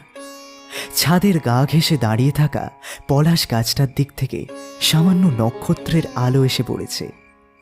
অন্ধকারের মধ্যে ছাদের একটা কোণে দাঁড়িয়ে মন্দাক্রান্তা শুনতে থাকে সুগতর বাঁশির সুর। একসময় অন্ধকারে চোখ সয়ে আসে ওর। সুগত মন্দাক্রান্তার খুব পছন্দের একটা গান বাঁশিতে বাজাচ্ছিল। ও সেই শুনে একটু এগিয়ে যায় সুগতর দিকে। হঠাৎ করে ওই বাঁশির সুর বদলে যায়। সুগত সেই সুর বাঁশিতে ধরার সাথে সাথে মন্দাক্রান্তা অপূর্ব সুরেলা কণ্ঠে অজানা সুরে গান গাইতে থাকে, আর সুগত মন্দাক্রান্তার গানের সাথে বাঁশি বাজিয়ে সঙ্গত করতে থাকে। একসময় ওরা দুজনে খুব ঘনিষ্ঠ হয়ে পড়ে। আজ চাঁদের আলো নেই, থাকলে গত পূর্ণিমার রাতে মন্দাক্রান্তার ঘরে যে ছায়া পড়েছিল তার মতোই দেখতে লাগতো। কতক্ষণ ওরা ওভাবে ছিল তা ওদের জানা নেই। একসময় আকাশ পুরোপুরি মেঘে ঢেকে যায়। দু এক ফোঁটা বৃষ্টি ওদের গায়ে এসে পড়ে। সেই বৃষ্টির ছোঁয়াচ ওদের চেতনা ফেরায়। নিজেদের এভাবে দেখে ভীষণ লজ্জা পেয়ে যায় ওরা। মন্দাক্রান্তা সুগতর আলিঙ্গন থেকে নিজেকে মুক্ত করে ছিটকে বের হয়ে ছাদের সিঁড়ির কাছে চলে আসে। মন, শুনুন, এটা কিভাবে হলো আমি বুঝতে পারছি না। আমি ক্ষমা প্রার্থী। বলে এসে হাত জোর করল। মন্দাক্রান্তা ভীষণ লজ্জা পেয়ে গিয়েছিল। আর কোনো কথা না বলে সে সিঁড়ি বেয়ে নিচে নেমে যায়। রাতচরা পাখি দূর থেকে বিষণ্ণ সুরে ডেকে ওঠে।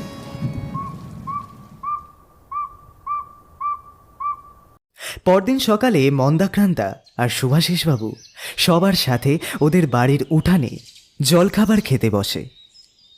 আজ আর সুগত মন্দাক্রান্তার দিকে তাকাচ্ছিল না, মাথা নিচু করে অন্যমনস্কভাবে বসেছিল। মন্দাক্রান্তাও মাথা নিচু করেই বসে রইল। শুভাশিসবাবু যেন কিছু খেয়ালই করলেন না। তিনি সুগতকে বললেন, মাপার ফিতে আর একটা দাগ দেওয়ার জন্য একটা চক নিও। হ্যাঁ স্যার, নিয়েছি। একটু পরেই অটো এসে হর্ন দিলে ওরা বেরিয়ে পড়ে। অটো থেকে নেমে আগের দিনের মতোই জঙ্গুলে রাস্তা বেয়ে ওরা চলতে থাকে। শিবম আর শুভাশিসবাবু এগিয়ে চললেন। মন্দাক্রান্তা আর সুগত একটু পিছিয়ে পড়েছিল। সুগত মন্দাক্রান্তার কাছে এসে বলল, কাল রাতের ঘটনার জন্য আমি সত্যি দুঃখিত মন। আমি এখনো বুঝতে পারছি না কি করে এটা হলো। আরে না না, আপনার কোনো দোষ নেই। আপনি তো একাই বাঁশি বাজাচ্ছিলেন, আমি তো ওখানে গিয়েছিলাম। তারপর কী যে হলো আমিও ঠিক বুঝতে পারছি না। না না, আপনি অকারণে নিজেকে দোষী ভাববেন না। ভোরের আলোয় ওর সতেজ স্নিগ্ধ রূপ ঝলমলিয়ে ওঠে। এরপর ওরা দুজনে হাঁটতে হাঁটতে রাজবাড়িতে এসে ঢোকে। ওখানে এসে দেখে ওদের জন্য শিবম আর শুভাশিসবাবু অপেক্ষা করছেন। সবাই মিলে কালকের ওই চত্বরটা এসে দাঁড়ায়। শুভাশিসবাবু বলেন, দেখো, ওই জায়গাটাকে ঘিরে বৃত্তাকারে দরজাগুলো রয়েছে। কোন দিক থেকে যে শুরু করব। একটা জিনিস লক্ষ্য করেছেন স্যার, দরজাগুলো হাফ সার্কেলে থাকলেও দুদিকের আর্ক কিন্তু সমান নয়। ঢুকেই এই তিনটে দরজা পড়ছে, এই দিকের আর্কটা কিন্তু একটু বড়। আপনি ঢুকলেই প্রথমেই তিনটে দরজা পাবেন। তাহলে এদিক থেকেই শুরু করা যাক। তারপর সারাদিন ধরে ওরা দরজার দৈর্ঘ্য প্রস্থ মাপতে থাকে। কিছু কিছু দরজা বেশ শক্ত হয়ে গিয়েছিল, সেগুলো খুলতেও অনেকটা সময় লেগে যাচ্ছে ওদের। একসময় মন্দাক্রান্তা বলে, বাপি, আমরা ঠিক পথে এগোচ্ছি তো? শুভাশিসবাবু মেয়ের ক্লান্ত মুখের দিকে তাকিয়ে বললেন, খুঁজে দেখতে হবে তো আমাদের। 19 নম্বর দরজায় এসে অবশেষে মিলল 4 গুণ 3 গুণ 22, 264টা দরজা। মানে 4 গজ লম্বা আর 3 গজ চওড়া দরজাটা, অর্থাৎ 12 ফুট লম্বা ও 9 ফুট চওড়া দরজা। উত্তেজনার চোটে শিবম এক দৌড়ে দরজার ভেতরের প্যাসেজটা পার হয়ে পরের দরজার গায়ে 264 নম্বর চাপে। একটা খুট করে আওয়াজ হয়, তারপর খুলে যায় ওই দরজাটা। ওরা একটা বিশাল বড় পাহাড়ের গুহায় এসে ঢোকে। গুহার চারিদিকে সার 20টা দরজা। এই দরজাগুলো অবশ্য এল শেপের। প্রফেসর সিনহা বলেন, এরপরে দরজার মাপ 3 গুণ 2 গুণ 20, অর্থাৎ 120 গজ লম্বা আর 2 গজ চওড়া। এখানে মোট 20টা দরজা আছে। প্রিয়ম এগিয়ে যাওয়ার আগে মন্দাক্রান্তা বলল, আমরা গুহার ভেতরে আছি বলে বুঝতে পারছি না, ঘড়িতে কিন্তু 5টা বেজে গেছে। আমাদের জঙ্গলের পথে অনেকটা রাস্তা যেতে হবে। সারাদিন কাজের চাপে মনেই ছিল না যে আমরা দুপুরে খালি কটা ওই শুকনো বিস্কুট আর শুকনো ফল খেয়েছি। এখন সত্যি খুব খিদে পেয়েছে। স্যার, বাজারে খুব ভালো পুরি পাওয়া যায়, চলুন বাড়ি যাওয়ার আগে খেয়ে যাই। খেলে মন্দ হয় না। শাল পাতার পুরি সবজি কতকাল যে খাই না, আহা। ওরা হেঁটে ঢাল বেয়ে নিচে নেমে আসে। গরমের দিন হলেও আস্তে আস্তে সূর্য অস্ত যাচ্ছে। গোধূলি পার হয়ে আঁধার নামছে চড়াচড়ে। একটা দিন শেষ হয়ে যাওয়ার বিষণ্ণতা চারপাশের সবুজ বনানীতে ছড়িয়ে পড়ছে। একটা নাম না জানা বুনো ফুলের গন্ধ এসে ঝাপটা দিয়ে গেল ওদের মুখে। পলাশ ফুলের সিঁদুরের রং অন্ধকারের চাদরে ঢেকে যাচ্ছে। আধার মাখা ধূসর আকাশে আবিরের খেলা শুরু হয়ে গেছে। তার বহু নিচ দিয়ে একটা পাখির ঝাঁক উড়ে নিজেদের আস্তানায় ফিরছে। সেই দিকে তাকিয়ে মন্দাক্রান্তা বলল, আর কদিন পরেই তো দোল, তাই না? হ্যাঁ তো। রঙের উৎসব যে আসছে সেটা দেখেই বোঝা যাচ্ছে। দেখুন আকাশ কেমন নীল লাল রঙের খেলা। মন্দাক্রান্তার সাবলীল ব্যবহারে কাল রাতের ঘটনার জন্য যে আড়ষ্টতা সারাদিন তৈরি হয়েছিল তা কেটে যায় সুগতর। গভীর অনুরাগের দৃষ্টি নিয়ে সুগত তাকায় মন্দাক্রান্তার দিকে। মন্দাক্রান্তাও লাজুক মুখে সুগতর চোখে চোখ রাখে। অনুরাগের দৃষ্টি ফেরত দিয়ে দৃষ্টি নামায়। শেষ সূর্যলোকের সমস্ত লালিমা যেন মন্দাক্রান্তার গাল টেনে নিয়ে লজ্জায় রাঙা হয়ে ওঠে। আধার নামার আগে ওরা অটোতে চড়ে বসে। বাজার থেকে পুরি সবজি খেয়ে হেঁটে বাড়ির রাস্তা ধরল ওরা। আকাশে তখন সরু নখের আগার মতো প্রতি পদের চাঁদ উঠেছে। বাড়ি এসে আজ আর কেউ ছাদে উঠল না। সারাদিনের পরিশ্রমের পরে সবাই যে যার ঘরে ঢুকে গেল। প্রফেসর ওদের লাইব্রেরির প্রাচীন পুঁথিগুলো নিয়ে বসল।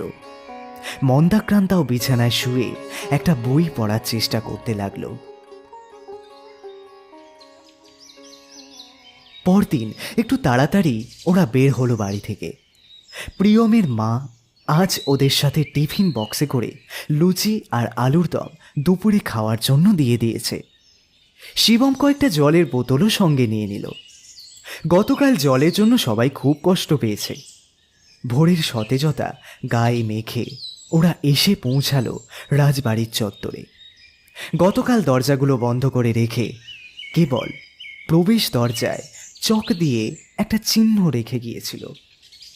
আজ সেই পথে ওরা এসে পৌঁছায় সেই গুহার ভেতরে। যেতে যেতে সুভাষিসবাবু বলেন, বুঝলি মন, তোর মা থাকলে বেশ ভালো হতো। ওর এই সব প্রাচীন শিল্প স্থাপত্যে খুব উৎসাহ। আমার সাথে কত জায়গায় যে গেছে। এই দরজাগুলোই দেখ না, কি ইন্টারেস্টিং দেখ। মেট্রিক পদ্ধতিতে মাপ তখনও কিন্তু চালু ছিল না, তাই শের গজ দিয়ে পরিমাপ বোঝানো। স্যার মুশকিল কি হচ্ছে জানেন, প্রতিটা দরজার মাপে খুব সামান্য হেরফের, তাই আমাদের মতো আর্কিটেকচারদের চোখেও সঠিক ধরা পড়ছে না। আরেকটা জিনিস দেখুন স্যার, দরজাগুলো যেমন লম্বা, মানে ওই যে চওড়া, তেমন মোটাও কিন্তু। সেটা আমিও লক্ষ্য করেছি বুঝলি। মনে হয় সকলে যাতে দরজায় সহজে ফুটো করতে না পারে, তাই জন্যই এই ব্যবস্থা। তারপর আবার দরজা মাপা শুরু হলো। অবশেষে 13 নম্বরে গিয়ে পাওয়া গেল 5 গজ লম্বা ও 3 গজ চওড়ার দরজাটা। এবার মন্দাক্রান্তায় গিয়ে 270 নম্বর চাপল। এবার খুট আওয়াজ নয়, ঘর ঘর করে দরজাটা সরে গেল। সেই দরজার পিছন থেকে বের হয়ে এলো একটা রৌদ্রোজ্জ্বল দিনের প্রখর সূর্যকিরণ। এক রাশ বিস্ময় নিয়ে ওরা দরজা পার করে ভেতরে প্রবেশ করল। বিরাট বড় একটা চত্বরে এসে ওরা পৌঁছালো। পুরো চত্বরটা উঁচু পাঁচিল দিয়ে ঘেরা। সেই পাঁচিলের গায়ে নানা ধরনের মূর্তি, চোখ ধাঁধানো সূক্ষ্ম কারুকার্য। বেশ কিছু সময় কেটে গেল ওদের ওই মুগ্ধতা কাটাতে। প্রফেসরই প্রথম মুখ খুললেন। কি অসাধারণ! অবশ্য কোনো বিশেষণই আমার সেরকম ঠিক যথেষ্ট মনে হচ্ছে না। স্যার, এ তো পুরো ব্যাংকের ভল্টকেও হার মানিয়েছে। এত দরজা কেন? শিবম, যুগ যুগান্তর ধরেই অর্থের থেকেও ধর্মিকদের কাছে তাদের ধর্মই হলো বড়। বিধর্মীদের হাত থেকে মন্দিরকে রক্ষা করার জন্যই হয়তো এই নিরাপত্তা তৈরি করা হয়েছে। সে যুগে অনেক মন্দিরই মুসলমানদের হাত থেকে ধ্বংস হতো, সেই কারণেই হয়তো এই নিরাপত্তা। মন্দাক্রান্তা ঘুরে ঘুরে পাঁচিলের মূর্তিগুলো দেখছিল। সুগত মন্দাক্রান্তার কাছে এসে দেখল সে এক দৃষ্টে একটা নারী মূর্তির দিকে তাকিয়ে আছে। সুগত মন্দাক্রান্তাকে বলল, জানো মন, এসব দেখলে নিজেদের বড্ড নিষ্ঠুর মনে হয়। বিজ্ঞানের উন্নতির সাথে সাথে আমরা আর্কিটেকচার ইঞ্জিনিয়াররাও নিজেদের এক্সপার্ট বলে দাবি করি, কিন্তু দেখো আজ থেকে কয়েকশো বছর আগে এরা কি করে গেছেন, তাই না? দূর থেকে প্রফেসরের ডাক শুনে ওরা মূল মন্দিরের দিকে এগিয়ে গেল। সুভাষিসবাবু ওদের দেখে উত্তেজিত হয়ে বললেন, দেখো সুগত, মন্দিরের গর্ভগৃহে ঢুকতে গেলেও আবার দরজা খুলতে হবে। এখানে 16টা দরজা, আর দরজার সংকেত হলো 5 গুণ 3 গুণ 16, অর্থাৎ 240 গজ, 15 ফুট লম্বা ও 9 ফুট চওড়া দরজা। আর হ্যাঁ, এবারও প্রবেশ পথ দিয়েই শুরু করি। আরে, এদিক দিয়ে ঢুকলে আমাদের ডান দিকে মন্দির পড়তো। অনেক মন্দিরেই বাঁ দিক দিয়ে ঢুকতে হয়। হ্যাঁ, দক্ষিণেশ্বরের মন্দির। ভেবে দেখো বাপি, তুমি গঙ্গার দিক দিয়েই মন্দিরে ঢোকো বা পঞ্চবটির দিক দিয়ে, দুভাবেই কিন্তু মন্দিরটা বাঁ হাতে পড়বে। স্যার আসুন। ওরা তাড়াতাড়ি এগিয়ে গেল। মন্দিরের সামনে গিয়ে দেখে প্রিয়ম আর শিবম দুটো দরজাটা মেপে ফেলেছে। সূর্যের তেজ আস্তে আস্তে পড়ে আসছিল। টানা পরিশ্রমের জন্য প্রফেসরও একটু ক্লান্ত বোধ করছিলেন। সুগত বোধহয় সেটা বুঝতে পারছিল। ওরা দূরের থেকেই চেঁচিয়ে বলল, স্যার, স্যার আপনি ওখানেই বসুন, আমরা দেখছি। স্যার, পাওয়া গেছে। তোমরা চলে এলে যে?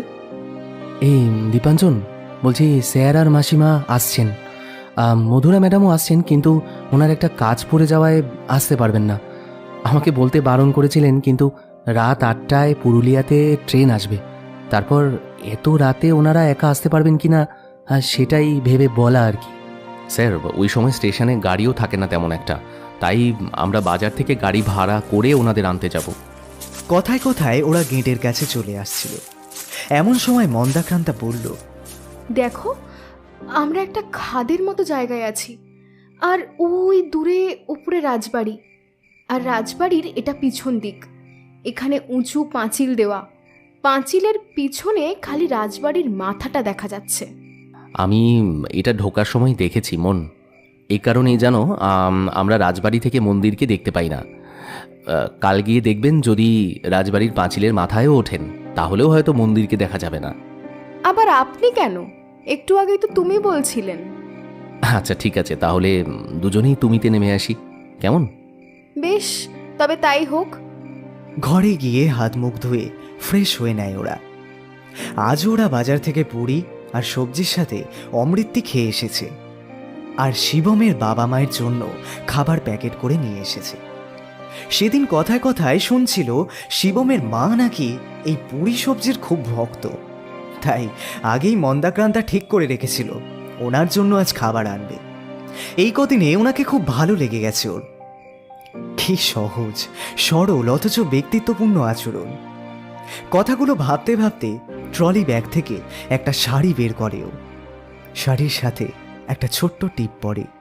ঘরের ছোট আয়নাটায় নিজেকে ভালো করে দেখে। বেশ খুশি হয় মন্দাক্রান্তা। না, বেশ ভালো দেখাচ্ছে তাকে।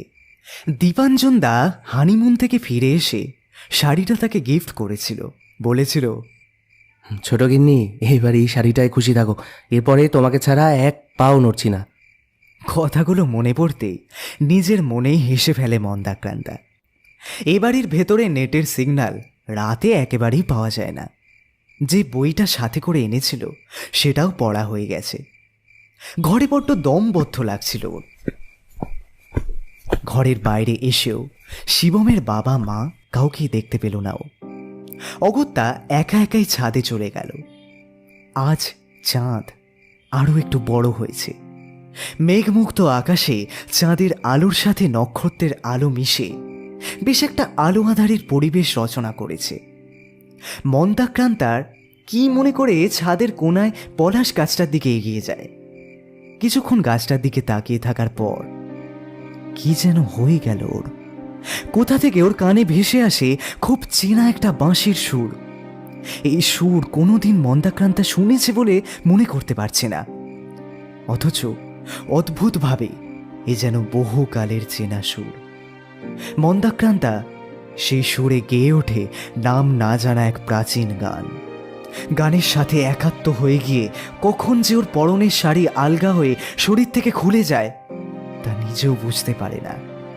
নিজের মনে দোড়াগত বাঁশির সুরে একের পর এক গান গেয়ে যায়। হঠাৎ গাড়ির হর্নে চটক ভাঙে ওর।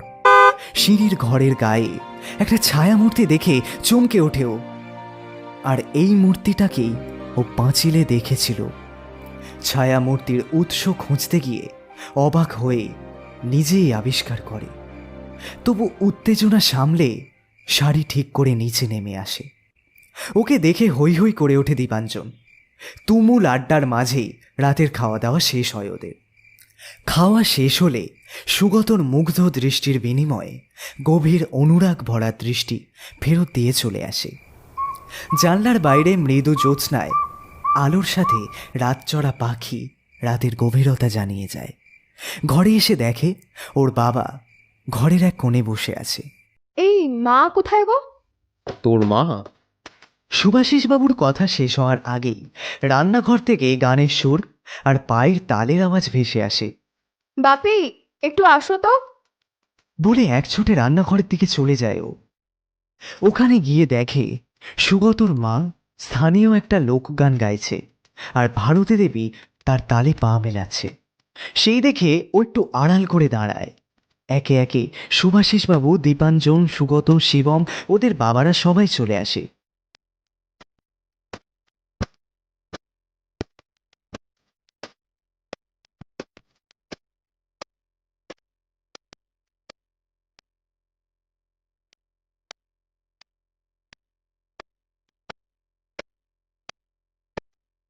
রাতের নিস্তব্ধতা কেটে গিয়ে দুই অসম সামাজিক অবস্থানে থাকা প্রৌঢ় আর সখিত্বে মুখরিত হয়ে ওঠে শিবমদের ছোট্ট বাড়িটা। একসময় ওদের নাচ গান বন্ধ হলে মন্দাক্রান্তা বাচ্চা মেয়ের মতো হাততালি দিয়ে ওঠে। ওর দেখা দেখি বাকিরাও আনন্দে হাততালি দিতে থাকে। সুগতর মা অপ্রতিভ হয়ে বলে, অনেকদিন অভ্যাস নেই। ভারতী দেবীও হাঁপাতে হাঁপাতে বলে, হ্যাঁ, আমারও সেই কবে যে লাস্টবার নেচেছিলাম। আপনাদের দেখে জানেন, একবারও কিন্তু সে কথা মনে হয়নি। কি সুন্দর কাকিমার গানের গলা, আর মামুনি তুমি কিন্তু পুরো মাতিয়ে দিলে। হ্যাঁ, এখানে না এলে তোমাদের এই গুণের কথা জানতেই পারতাম না। এই মন্দি, একটা জিনিস লক্ষ্য করেছো? ওই পাঁচিলের গায়ের মূর্তিগুলোর উপরে আর নিচে একটা করে সংখ্যা। হ্যাঁ, দেখেছি গো। আরও একটা জিনিসও লক্ষ্য করেছি জানো, উপরের সংখ্যাগুলো একটু যেন লুকোনো, আর ওই সংখ্যাগুলো বেশিরভাগই দশমিক সংখ্যা, মানে পূরণ সংখ্যা নয়। ভারতী দেবী এক মনে ওদের কথাগুলো শুনছিল। ওনাকে দেখে এখন কে বলবে, একটু আগেও উনি কিশোরীর মতো উজ্জ্বল ছিলেন। বেশ সিরিয়াসভাবে উনি বললেন, আমি ওই জায়গাটা দেখিনি, তবু গাড়িতে আস্তে আস্তে শিবম আর সুগতর মুখে যেটুকু শুনলাম তাতে মনে হচ্ছে এরপর কিছু সূত্র আমাদের সমাধান করতে হবে। তোমাকে আমি কিছু ধাঁধা পাঠিয়েছিলাম। ওই যে গো, ওই নই শিল্পী নই ভাস্কর, হ্যাঁ, কিন্তু সেটা এখনো ঠিক বুঝতে পারলাম না। ওই পুঁথির ব্যাপারে আমি খুব অবাক হয়েছি। জানো, প্রথম কথা, পুঁথিটা প্রাচীন বাংলার সাথে বিভিন্ন প্রাচীন প্রেক্ষাপটে লেখা। তার মধ্যে বেশ কিছু সাংকেতিক ভাষাও আছে, কিছু বাংলার আবার কিছু তিব্বতের। আমি তোমাদের সুবিধার জন্য মোটামুটি একটা ভাবার্থ তাকে ধাঁধা করেছি। সেটা আমিও বুঝতে পারছি। আমি মন্দিরে আরও একটা জিনিস দেখেছি, ভেবেছিলাম ওটা আর একটু ভালো করে দেখব, কিন্তু তোমরা আসবে বলে আর সেটার সময় পেলাম না। কি দেখেছো বাপি? মন্দিরের গেটের পাশে একটা পাঁচিলে দেখলাম কতগুলো সংখ্যা আর গাণিতিক চিহ্ন পরপর খোদাই করা। সেগুলো কি কাল গিয়ে দেখব? সত্যিই ভাবা যায় না যে কি অসাধারণ স্থাপত্য, কত গণনা করে মন্দিরের নকশার পরিকল্পনা করা হয়েছিল। চলো এবার সবাই আমরা ঘুমোতে যাই। গভীর রাতে বিছানায় শুয়ে নির্ঘুম চোখে মন্দাক্রান্তা ভাবতে লাগলো মন্দিরের প্রাচীরে দেখা সেই মূর্তিটার কথা। অনেকগুলো মূর্তির সাথে স্বল্প বসনা সেই মূর্তি, আকারে যথেষ্ট ক্ষুদ্র, কিন্তু যেটুকু দেখেছে সেখানে বাড়ির আয়নায় দেখা সেই মেয়েটার সাথে নাকি তার নিজের সাথে বড্ড মিল পায়ও। একসময় ঘুম চোখ ভেঙে আসে, আধো ঘুমে সেই স্পর্শটা আবার পায়। বড্ড চেনা অথচ অচেনা সেই স্পর্শ একটা ভালো লাগার আবেশ নিয়ে গভীর ঘুমে তলিয়ে যায় সে। শুধু ঠোঁটে লেগে থাকে পরম তৃপ্তির ছোঁয়া। পরদিন ভোর হতেই সবাই বের হয়ে পড়ল। আজ দুটো অটো এসেছে। মন্দাক্রান্তা আজ শিবমের বাবা মাকেও মন্দিরে নিয়ে যাবে বলে ঠিক করেছে। দীপাঞ্জনরা কাল কলকাতা থেকে অনেক খাবার নিয়ে এসেছিল, আজ সেগুলো অটোতে তুলে নিয়েছে। জঙ্গলে ঢোকার আগে একটা চায়ের দোকানে সবাই চা খেতে দাঁড়ায়। দীপাঞ্জন আফসোসের সুর ফুটিয়ে বলে, ইস, যদি একটা গাড়িতে সবাই যেতে পারতাম, গান শুনতে শুনতে যাওয়া যেত। হ্যাঁ, আজ একটা বাস ভাড়া করলে খুব ভালো হতো, মজা করে নাচতে নাচতে যেতাম। ওর কথা শুনে সবাই হেসে ওঠে। অটো ওদের নিয়ে জঙ্গল পেরিয়ে এসে পৌঁছায় রাজবাড়িতে। আজ গেট পেরিয়ে মন্দিরে ঢুকেই প্রাচীরের গায়ের ওই লিপিটার সামনে এসে দাঁড়ায় শুভাশিসবাবু আর ভারতী দেবী। বাকিরা মন্দির চত্বরে ছড়িয়ে পড়ে। বেশ কিছুক্ষণ পরে শুভাশিসবাবু সবাইকে ডেকে মন্দির চত্বরে বসেন। সূর্য প্রায় মাথার উপরে উঠে এসেছিল। মার্চ মাসের গরমেও সবার কাহিল দশা। সুগত একটা ছায়া মতো জায়গায় সবাইকে নিয়ে গোল হয়ে বসেন। শুভাশিসবাবু গরমের তেজ থেকে বাঁচার জন্য একটা গাছের তলায় বসেন। মন্দিরের এই দিকটা খোলা, এমনকি সীমানার প্রাচীরও নেই। অনেকগুলো পাথর এদিকে ওদিকে ফেলা। মন্দিরের এই দিকটা আর পেছন দিকের কাজ অসম্পূর্ণ। এই দুটো দিকেই মন্দিরের সীমানা শেষ হওয়ার পরেই জঙ্গল আর খাদ শুরু হয়েছে। এমনকি মূল মন্দিরের ওই দিকের দুটো প্রাচীরের গায়ের কারুকাজ করাও নেই। মন্দিরটা ন্যাড়া পাহাড়ের ওপর বলেই হয়তো গাছপালা নেই। এমনকি পুরো মন্দির চত্বর পাথর দিয়ে বাঁধানো বলেই ঘাসপালাও খুব বেশি নেই। এদিকটাতে সীমানার বাইরে কয়েকটা গাছের ছায়া পড়ে। তার তলায় বসেই শুভাশিসবাবু বলতে শুরু করেন, ওই প্রাচীরের ওখানকার দেওয়ালে যে পাথরটা তোমরা কাল দেখেছ, মানে যার গায়ে সংখ্যা লেখা আছে, সেটা আসলে কি জানো? ওটা আসলে একটা ক্যালেন্ডার। মানে ঠিক ক্যালেন্ডার নয়, তবে ওই রকমই বলতে পারো। এইভাবে দিন মাস এগুলো হিসেব হয়েছে? একটু অন্যরকমভাবে বর্ষপঞ্জিটা শুরু হয়েছে। মন্দিরটা শিবের মন্দির। সোমবারকে সপ্তাহের প্রথম দিন, অর্থাৎ সোমবার হলো 1, মঙ্গলবার হলো 2 আর বুধবার 3, এই রকমভাবে হিসাব করা হয়েছে। আবার কোনো মাসের কথা কিন্তু এখানে বলা হয়নি, কেবলমাত্র ঋতু দিয়ে বছর গণনা করা হয়েছে। সেই হিসাবে বছরটা 6টা ঋতুতে ভাগ হয়েছে। মন্দিরের শিলান্যাস করা হয়েছিল গ্রীষ্মকালে, সুতরাং গ্রীষ্ম 1, বর্ষা 2, শরৎ 3, এইভাবেই বছর গণনা হয়েছে। আর দিনের গণনা হয়েছে পূর্ণিমা ও অমাবস্যা তিথি দিয়ে। প্রতিপদ 1, দ্বিতীয়া 2, তৃতীয়া 3, এইভাবেই পূর্ণিমা আর অমাবস্যা 15। আর ওই দিকের ওই প্রাচীরটা দেখেছো? বলে আঙুল দিয়ে একটা পাথরের পাঁচিল দেখান। কিভাবে? তুমি আর মন সেদিন মূর্তির নিচে যে সংখ্যাগুলোর কথা বলেছিলে, এখানে তারই হদিস দেওয়া রয়েছে। যেমন ধরো, প্রথম মূর্তি স্থাপন হয়েছিল বর্ষাকালের বৃহস্পতিবার পূর্ণিমায়, তাই পূর্ণিমা 15 গুণ বৃহস্পতিবার 4 গুণ বর্ষাকাল 2, অর্থাৎ 15 গুণ 4 গুণ 2, অর্থাৎ 120 নম্বরের মূর্তিটা প্রথম বসানো হয়েছিল। এইভাবে মূর্তির নিচে সংখ্যার মাধ্যমে কোন মূর্তি বা অনেকগুলো মূর্তি দিয়ে যখন কোনো কিছু একটা চিত্র আঁকা রয়েছে, ওই যে দেখো ওখানে রামের বনবাস চিত্রটি খোদাই করা রয়েছে। সেখানে পুরো ছবিটা কবে স্থাপন করা হয়েছিল সেই দিনটা নিচের সংখ্যার মাধ্যমে দেওয়া আছে। আর ওই পাঁচিলে দিনগুলোর হিসাব ক্রমান্বয়ে রয়েছে। নিচের তারিখের হিসেব নয় বুঝলাম, কিন্তু মূর্তিগুলোর উপরে যে সংখ্যাগুলো দেওয়া আছে ওগুলো কি? মানে ওখানে বেশিরভাগ সংখ্যাই আবার দশমিকে রয়েছে। সেটা এখনও বুঝতে পারছি না। আচ্ছা চলো আমরা মন্দিরের ভেতরে যাই। ওরা মন্দিরের সামনে এসে আগের দরজার ভেতর দিয়ে ঢুকে পরের দরজায় 240 নম্বরে চাপ দিতেই গর্ভগৃহের দরজা খুলে গেল। ওরা দরজার ভেতরে ঢুকল। গর্ভগৃহের মধ্যে কিছু ছড়ানো ছিটানো পাথর, অর্ধেক বানানো মূর্তি পড়ে রয়েছে। গর্ভগৃহের একদম সামনে দেওয়ালে ভগবান শিবের অপূর্ব সুন্দর একটি মূর্তি। দীপাঞ্জন ভালো করে মূর্তিটা দেখে বলল, এটাই কি মন্দিরের দেবতা? কি সুন্দর! সুগত মূর্তিটাকে কাছের থেকে দেখার জন্য দীপাঞ্জনের দিকে এগোতে গিয়ে শিবের মূর্তির নিচের বেদের সঙ্গে ধাক্কা খায়, আর তখনই একটা পাথর খসে পড়ে যায়। সুগত তাড়াতাড়ি পাথরটাকে তুলে নিয়ে দেখে ওটার কোনো ক্ষতি হয়নি। ও মাথা নিচু করে পাথরটা বেদের গায়ে আটকাতে যায়। তখনই চিৎকার করে বলে, আরে এখানে তো আরও একটা নম্বর লক রয়েছে, তার মানে আরও একটা দরজা আছে, কিন্তু নম্বরটা কোথায় পাবো? মন্দিরটা কিন্তু দারুণ না? তবে শেষ হলে হয়তো আরও ভালো হতো। সূর্য ডোবার আগেই সবাই বাড়ির দিকে রওনা দেয়। আজ বাড়ি ফিরে সবাই বেশ চুপচাপ।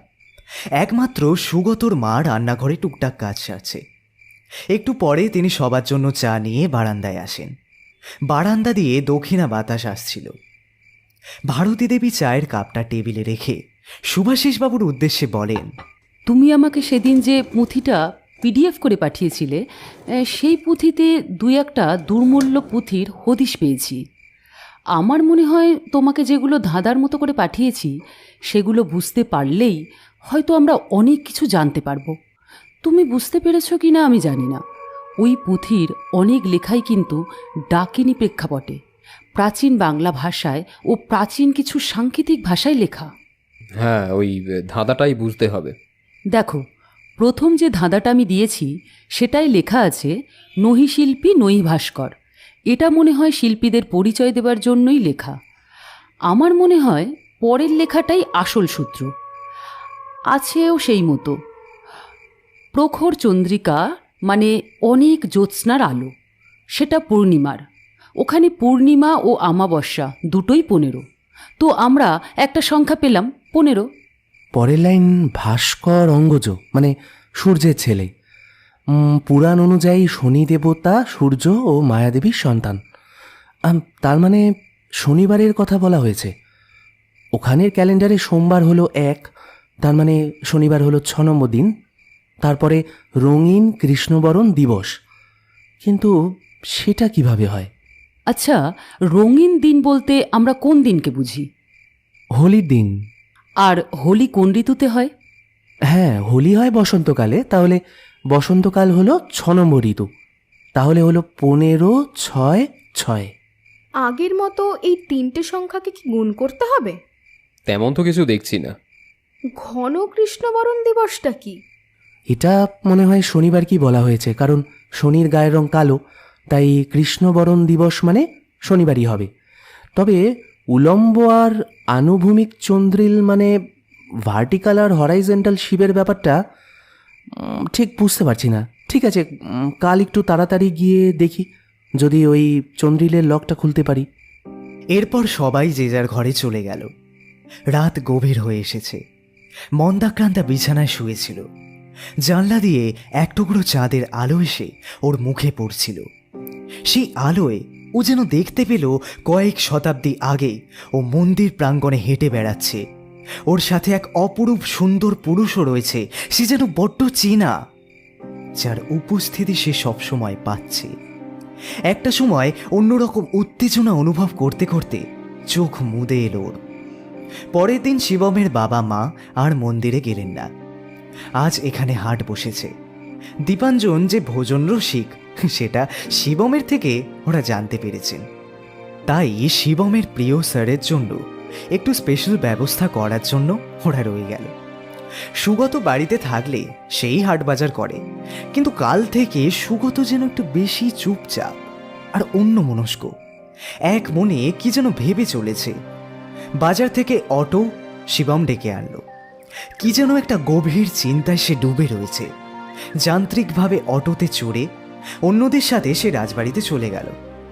আজ মন্দিরে ঢুকেই সবাই সোজা গর্ভগৃহে চলে আসে।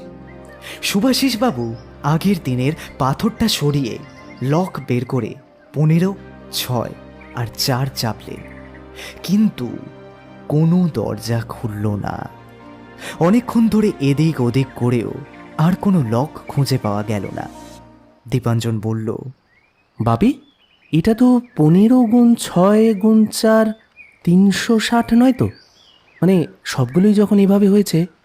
বলে এসে 360 চাপল, কিন্তু তাও কিচ্ছুই বের হলো না। হতাশ হয়ে সবাই মন্দিরের এদিক ওদিক ছড়িয়ে পড়ল, কিন্তু সুগত আর মন্দাক্রান্তা গর্ভগৃহের ভেতরেই রয়ে গেল। সুগত এক মনে কি যেন হিসেব করছে আর মাঝে মাঝে গিয়ে শিব মূর্তিটাকে দেখছে। মন্দাক্রান্তা এক মনে সুগতর মন্ত্রতা দেখছিল। চারপাশে তাকিয়ে মনে হচ্ছিল এই জায়গাটা যেন ওর বড্ড চেনা। সুগতর প্রতি অন্যরকম একটা দুর্বলতা অনুভব করছিল। নিজের আচরণে নিজেই লজ্জা পেয়ে যাচ্ছিল মন্দাক্রান্তা। তার 23 বছরের জীবনে স্কুল, কলেজ, ইউনিভার্সিটি থেকে শুরু করে বিভিন্ন জায়গায় অনেক প্রেমপত্র সে পেয়েছে। বহু পুরুষের অনুরাগী দৃষ্টির মুখোমুখি সে হয়েছে, কিন্তু এই রকম অনুভূতি এই তার প্রথম। অথচ এই তো কয়েকদিন আগেই আলাপ হলো, হঠাৎ সুগতর ডাকে চিন্তাসূত্র ছিন্ন হলো ওর। বেশ উত্তেজিত হয়ে সুগত বলল, মন, যাও তো, সবাইকে তাড়াতাড়ি ডেকে নিয়ে এসো। মন্দাক্রান্তা বাইরে এসে দেখে ওর মা কি যেন বলছে, আর দীপাঞ্জন, শিবম আর ওর বাপি এক মনে তা শুনছে। মন্দাক্রান্ত ওদের ডেকে নিয়ে এলো। ওরা এলে সুগত বলল, আচ্ছা, আপনারা ব্যাংকের লকার দেখেছেন যেখানে দুটো চাবি থাকে? একটা যার লকার তার কাছে আর আরেকটা ব্যাংকের কাছে থাকে। লকার খোলার সময় দুটো চাবি লাগে। এটাও না অনেকটা ওই রকম। আমার ধারণা শিবের এই মূর্তিটা একটা দরজা। এখানে 3টে লক আছে, 3টের নম্বর একসাথে সেট করলে তবেই দরজা খুলবে। সুগত এবার শুভাশিস বাবুকে উদ্দেশ্য করে বলে, স্যার, আপনি একটা জিনিস লক্ষ্য করেছেন? প্রত্যেকটা দরজায় কিন্তু জোড় সংখ্যায় ছিল, মানে 22, 20, 18, 16। তার মধ্যে একটা দরজাই আসল, বাকিগুলো নকল দরজা। এবার আসল দরজাটা পাওয়া গেল কিভাবে সেটা দেখুন। 19 নম্বরে, মানে 19 + 3 22। তারপর 20টা দরজা যেখানে, সেখানে 7 নম্বরে পেলাম আসল দরজা, অর্থাৎ 13 + 7 20। এরপর 18টা দরজা, সেখানে আসল দরজা পাওয়া গেল 13তে, অর্থাৎ 13 + 5। তারপরে 16টা দরজা, সেখানে 5 নম্বরে পেলাম, অর্থাৎ 5 + 11। তাহলে ব্যাপারটা কি দাঁড়ালো? 19 + 3 22, 7 + 13 20, 13 + 5 18, আর 5 + 11 16। এখানে একটা ব্যাপার দেখুন, প্রত্যেকটা জোড় সংখ্যাকে দুটো প্রাইম নম্বর বা দুটো মৌলিক সংখ্যা দিয়ে যোগ করা হয়েছে। স্যার জানেন, কদিন আগেই না এরকম একটা থিওরির কথা পড়ছিলাম, যার জনকের সঙ্গে তিব্বতের একটা যোগ আছে। আমার মনে হলো এই মন্দিরের প্রধান স্থপতি যিনি ছিলেন, তিনি বৌদ্ধ সন্ন্যাসীদের সঙ্গে থাকতেন হয়তো। সন্ন্যাসীরা তাকে শিক্ষা দিয়েছিলেন। এবার ওর সাথে ওই থিওরির কিছু মিল থাকতে পারে। আমি কিছুটা গেস করেই বলতে পারেন কাজটা শুরু করেছিলাম। ম্যামের ধাঁধার প্রথম লাইন হলো প্রখর চন্দ্রিকায়। এবার কথা হলো, প্রখর চন্দ্রিকা কি খালি পূর্ণিমার দিনেই থাকে? তার আগের বা পরের দিনেও তো প্রায় চাঁদের আলো একই রকম থাকে। তাহলে পূর্ণিমা যদি 15 হয়, তাহলে তার পরের দিন কৃষ্ণপক্ষ পড়ে যায়, এবং মন্দিরের বর্ষপঞ্জি অনুযায়ী সেটা 1 নম্বর দিন। 1 বিজোড় সংখ্যা, তাই 1কে বাদ দিলাম। তাহলে এবার রইল পূর্ণিমার আগের দিন বা 14 নম্বর দিন। 14কে আমরা যোগ করতে পারি 7 + 7 14। 7 একটা মৌলিক সংখ্যা। ধাঁধার বাকিটা আমরা জেনেছি, সেটা হলো 6 আর 6। এখানে অবশ্য একটা সংখ্যাকে দুবার যোগ করা হয়েছে। এই মূর্তিটা অনেকগুলো পাথরের খণ্ড দিয়ে বানানো। তার মধ্যে কয়েকটা খণ্ড খোলা যায়, যার নিচে আছে নম্বরের লক। এখন কথা হলো, কোন খণ্ডগুলোর নিচে লকগুলো রয়েছে? এখানে 3টে সারিতে পাথরখণ্ড সাজিয়ে শিবের মূর্তিটা তৈরি করা হয়েছে। আমার গায়ে ধাক্কা লেগে যে পাথরটা পড়ে গেল, সেটা নিচের সারির 3 নম্বর পাথর। অবশ্যই আগের মতো দরজার দিক থেকে গণনা করছি। তার মানে এখানে হলো 3 + 3। এরপরে রয়েছে 14টা পাথরের খণ্ড। এখানেও আমি 7 নম্বর পাথরটাকে খুলতে পারলাম এবং তার নিচে একটা নম্বর লক পেলাম। এবার শেষের সারিতে দেখুন, ওখানেও রয়েছে 6টা পাথরের খণ্ড। তাহলে এখানেও পেলাম 3 + 3, অর্থাৎ 3টে লক। এবার প্রথম লক হলো 3 + 3, তাই আমি 3কে দুবার চাপ দিলাম। এরপরে হলো 7 + 7, তাহলে আমি 7কেও দুবার চাপলাম। এরপরে আবারও 3 + 3, আমি আবার 3কে দুবার চাপলাম। দীপাঞ্জন আর শিবম হুড়রে করে সবাইকে নিয়ে ভেতরে ঢুকে পড়ে। ভেতরটা পুরোপুরি অন্ধকার, সবাই মোবাইলে ফ্ল্যাশ লাইট জ্বালায়। মন্দাক্রান্তা ওর ব্যাগের থেকে ব্যাটারির আলোটা বের করে জ্বালায়। কয়েকটা সিঁড়ি পার হয়ে ওরা একটা বিশাল বড় ঘরের ভেতরে চলে আসে। ঘরের কোণের একটা তাকে কতগুলো অতি প্রাচীন পুঁথি ও একটা তেঞ্জুরও পাওয়া গেল। আলো ধরে ওরা ঘরের আরো ভেতরের দিকে এগিয়ে এলো।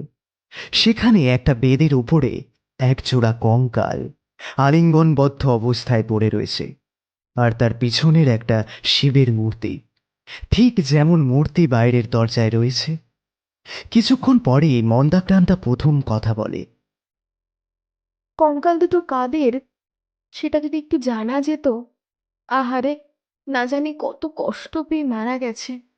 হ্যাঁ, সেটা জানতে পারলে তো ভালোই হতো।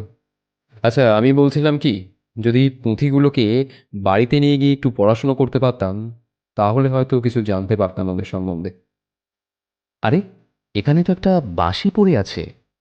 সবাই চমকে উঠে তাকিয়ে দেখল কঙ্কাল দুটোর মাঝে একটা বাঁশি পড়ে আছে।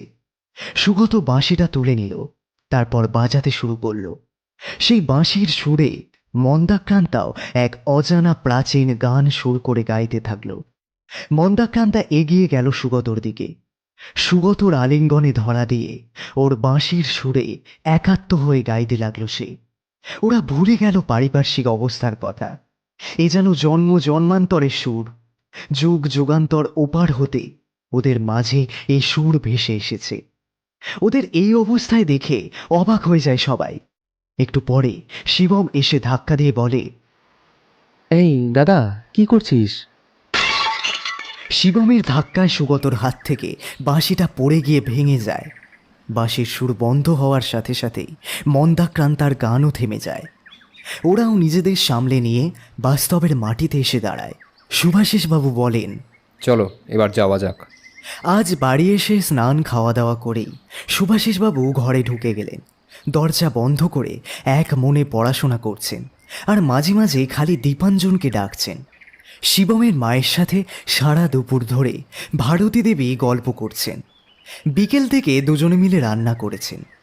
দুজনের বন্ধুত্ব দেখে কে বলবে মাত্র দিন দুয়েক আগে এদের আলাপ। মন্দাক্রান্তারও খুব গরম লাগছিল। সে ছাদে এসে একান্তে পলাশ গাছটার দিকে তাকিয়েছিল। আজই ওর এই বাড়িতে শেষ দিন। কাল এমন সময় কলকাতায় ফেরার ট্রেন থাকবে, তাই আজ মনটা বড় ভারাক্রান্ত হয়ে উঠেছে। সুগতর কথা মনে পড়তে বুকের ভেতরে একটা অব্যক্ত কষ্ট মোচড় দিয়ে উঠছে। এমন সময় পেছন থেকে সুগতর গলা শুনে পিছন ফিরে দেখে কখন যেন সুগত সিঁড়ি বেয়ে ছাদে এসে দাঁড়িয়েছে। গভীর অনুরাগ মেশানো গলায় সে বলল, মন, রাজবাড়ি ঘটনার জন্য আমি দুঃখিত। আমি নিজেও জানি না আমার কি হয়েছিল। তুমি কিন্তু অকারণে নিজেকে দোষী ভাবছো সুগত। আমরা দুজনে নিজেরাও জানি না কেন এরকম হচ্ছে। সত্যি কি হচ্ছে আমি বুঝতে পারছি না মন। মন দেখো, আমি সোজা কথা সোজাভাবে বলতেই ভালোবাসি। আমিও সোজা কথা শুনতেই ভালোবাসি। তোমাকে আমি ভালোবেসে ফেলেছি মন। যদিও তোমার আমার প্রতি একই অনুভূতি থাকে, তবে জানিও তারা নেই, সময় নিয়ে বলো। আসলে কি জানো তো, তোমার সাথে আমার সামাজিক বৈষম্য অনেক, তাই ভেবে বলো। তবে চিন্তা করো না, তোমার উত্তর যদি নাও থাকে তবে তোমার সাথে আমার বন্ধুত্ব সারা জীবন থাকবে। চলো নিচে যাই, রান্না বোধহয় হয়ে গেছে। দাঁড়াও সুগত, আমিও সোজা কথার উত্তর সোজাভাবেই দিই। এ কদিনে তুমিও আমার মন জয় করে নিয়েছো, আর আমার ভাবাও হয়ে গিয়েছে। ভালোবাসি তোমায় সুগত। সুগত মন্দাক্রান্তার কাছে এগিয়ে এসে আলতো করে ওর চিবুকটা তুলে ধরল। শুক্লপক্ষের স্নিগ্ধ জ্যোৎস্নার আলো পড়ে অনুরাগে রাঙানো মন্দাক্রান্তার মুখ জল করতে থাকল। ওর সেই জ্যোৎস্না মাখা স্নিগ্ধ রূপ দেখে সুগত নিজেকে আর সামলাতে পারে না। যৌবনের সংযম ভেঙে মন্দাক্রান্তার কপালে আলতো করে ভালোবাসার চুম্বন এঁকে দেয়। সর্পিনীর মতো নয়, বটবৃক্ষকে যেমন নির্ভরতার লতাগুল্ম আঁকড়ে ধরে, মন্দাক্রান্তাও তেমনি নির্ভরতায় আঁকড়ে ধরল সুগতকে। মন্দাক্রান্তাকে নিবিড় আলিঙ্গনে আবদ্ধ করে সুগত তারপর পরম আশ্লেষে নিজের ঠোঁট ডুবিয়ে দেয় মন্দাক্রান্তার ঠোঁটে। ভালোবাসার আবেশে মুদে আসে মন্দাক্রান্তার সমস্ত শরীর। সুগতর বাহু ধরে নিজেকে সঁপে দেয় সে। শকতোক্তির মতো সুগত বলতে থাকে, মন, আমি তোমাকে ভালোবাসি। ওদের ভালোবাসার সাক্ষী হয় ছাদের পাশের পলাশ গাছটা। জ্যোৎস্নার আলো আধারিতে ওদের ছায়া পড়ে চিলেকোঠার দেওয়ালে। একই রকম ছায়া, কদিন আগে মন্দাক্রান্তার ঘরের দেওয়ালে পড়েছিল। কতক্ষণ এভাবে ওরা ছিল তা ওরা নিজেরাও জানে না। হঠাৎ একটা দমকা হাওয়া দেয়, কোথা থেকে এক চিলতে মেঘ এসে ঢেকে দেয় চাঁদকে। এবার মন্দাক্রান্তার হুঁশ ফেরে। সুগতর বাহুডোর থেকে নিজেকে মুক্ত করে বলে, চলো এবার নিচে যাই। হ্যাঁ বেশ, চলো। তারপর এক রাশ ভালো লাগা বুকে নিয়ে সুগতর পিছন পিছন নেমে আসে সে। রাত গভীর হয়ে আসে। সারাদিনের ক্লান্তিতে ঘুম নেমে আসে মন্দাক্রান্তার চোখে। বিছানায় শুয়ে সুগতর কথা ভাবতে ভাবতে গভীর ঘুমে তলিয়ে যায় ও। জানলা দিয়ে এক চিলতে সূর্যের আলো এসে মন্দাক্রান্তার চোখে পড়ায় ঘুমটা ভেঙে যায় ওর। চোখ খুলে বিছানায় উঠে বসে দেখে তখন ওর বাপি আর মা টেবিল লাইটের আলোয় পড়াশোনা করছে। সেই দেখে মন্দাক্রান্তা বলে, বাপি, তোমরা একা একাই সব পড়ে নিলে, আমাকে ডাকতে পারতে তো। এই লেখার অনেক কিছুই তুই পড়তে পারতিস না রে মা, তাই তোকে ডাকিনি। তবে ভাবিস না, সবই আমার মোবাইলে পিডিএফে করা আছে। বাড়ি গিয়ে তোকে সব বুঝিয়ে দেব। এখন বরং তুই যা তো, তুই গিয়ে আমার আর তোর মায়ের জন্য একটু চা করে নিয়ে আয়। চায়ের জল চাপিয়ে রান্নাঘরের তাকে সরঞ্জাম খুঁজতে থাকে মন্দাক্রান্তা। হঠাৎ পিঠে আলতো আঙুলের ছোঁয়ায় পেছন ঘুরে দেখে সুগত চায়ের পট কাপ ডিশ নিয়ে দাঁড়িয়ে আছে। মিটিমিটি হেসে মাথা ঝুঁকিয়ে সে বলল, এই যে ম্যাডাম, হাজির হাজির। যা যা খুঁজছিলে এখানে সব আছে। আচ্ছা, বাকিটা বের করে দিচ্ছি। আর শোনো, সসপ্যানের জলটা আরও বাড়িয়ে দাও, বাড়ির সবাই কিন্তু উঠে গেছে। সুগতর কথা বলার ঢঙে হেসে ফেলে মন্দাক্রান্তা। তারপর চা বানাতে বসে যায়। ছাদের পাশের পলাশ গাছটার নিচে সকালের চায়ের আসর বসেছে। সুগতর মায়ের হাতে শেষ কাপটা ধরিয়ে দিয়ে নিজের চায়ের কাপটা নিয়ে বসে মন্দাক্রান্তা। সেই দেখে শুভাশিসবাবু বলা শুরু করেন, এই ঘটনার শুরু কোথা থেকে করব সেটা ঠিক বুঝতে পারছি না। তবে শিবমের কাছ থেকে যেটুকু আমি শুনেছি, ভারতীর দুর্মলয় আশয়, এখানে ভগবান শিব, তা নিশ্চয়ই সবাই বুঝতে পারছেন। দ্বাদশ খ্রিস্টাব্দে নালন্দা বিশ্ববিদ্যালয়ের ধ্বংস হয় বখতিয়ার খিলজির হাতে। সেখানে 3টে বই পাঠাগারের বহু দুর্মলয় পুঁথিপত্রে আগুনে পুড়ে যায়। তবে খিলজি নালন্দা আক্রমণ করার আগেই কিছু দুষ্প্রাপ্য পুঁথিপত্র সেখানকার বৌদ্ধ পণ্ডিতরা সরিয়ে ফেলার চেষ্টা করেন। আপনাদের পূর্বপুরুষরা এই অঞ্চলের রাজা অথবা জমিদার ছিলেন। তবে এখানে বলে রাখি যে সে যুগে অনেক জমিদারেরই প্রভাব প্রতিপত্তি এত বেশি ছিল যে রাজারাও তাদের সমঝে চলতেন। ধর্মপরায়ণ সেই রাজার ইচ্ছে হলো যে এমন এক শিবের মন্দির প্রতিষ্ঠা করবে যে যার টানে এই পাহাড় জঙ্গলের দেশেও মানুষ তীর্থ করতে আসবে। তবে শুধু মন্দির প্রতিষ্ঠা করলেই তো চলবে না, তার নিরাপত্তাও সুনিশ্চিত করতে হবে। এবার বিধর্মীদের ছোঁয়াও বাঁচাতে হবে। তারা যাতে মন্দিরকে ধ্বংস না করতে পারে সেই ব্যাপারেও কিন্তু লক্ষ্য রাখতে হবে। সত্যির অনুসন্ধানে বের হয়ে তারা নালন্দার আশেপাশে কোনো এক মঠ থেকে ধি নামে ওই 13 কি 14 বছরের একটি ছেলেকে মন্দির নির্মাণের জন্য নিয়ে আসে। সে যুগে ধর্মসহিষ্ণুতার যথেষ্ট অভাব ছিল। সেটা তো আজও আছে। বৌদ্ধ তেঞ্জোরকে হিন্দু রাজার খুব একটা সমাদরের চোখে না দেখাটাই স্বাভাবিক। তাই অতি গোপনে ধি সেই তেঞ্জুরকে নিজের কাছে রেখে দেয়। ওই তেঞ্জুরটাই ভারতীয় দুর্মলয় আশয়। কোনো রাজাই চাইতেন না যে তাদের নামের সাথে এদের নামও মানুষ মনে রাখুক, কিন্তু শিল্পী মন সবসময় তার সৃষ্টির সাথে নিজের নামকে জড়িয়ে রাখতেই চায়। কিন্তু রাজা যদি জানতে পারে তাহলে তো তার গর্দান যাবে। তাই ধি একটা উপায় বের করলো। মূর্তির নিচে মূর্তির বসানোর দিন যেমন লিখে দিল, তেমনি শিল্পীর নামও উপরে খোদাই করলো। কিন্তু কি করে? এখানেই ওই ধাঁধাটা আসছে। ধাঁধার প্রথম 3টি লাইন অবশ্যই শিল্পীর অভিমান। নিজের পরিচয় দেওয়ার জন্য ধি একটা উপায় বের করেছিল।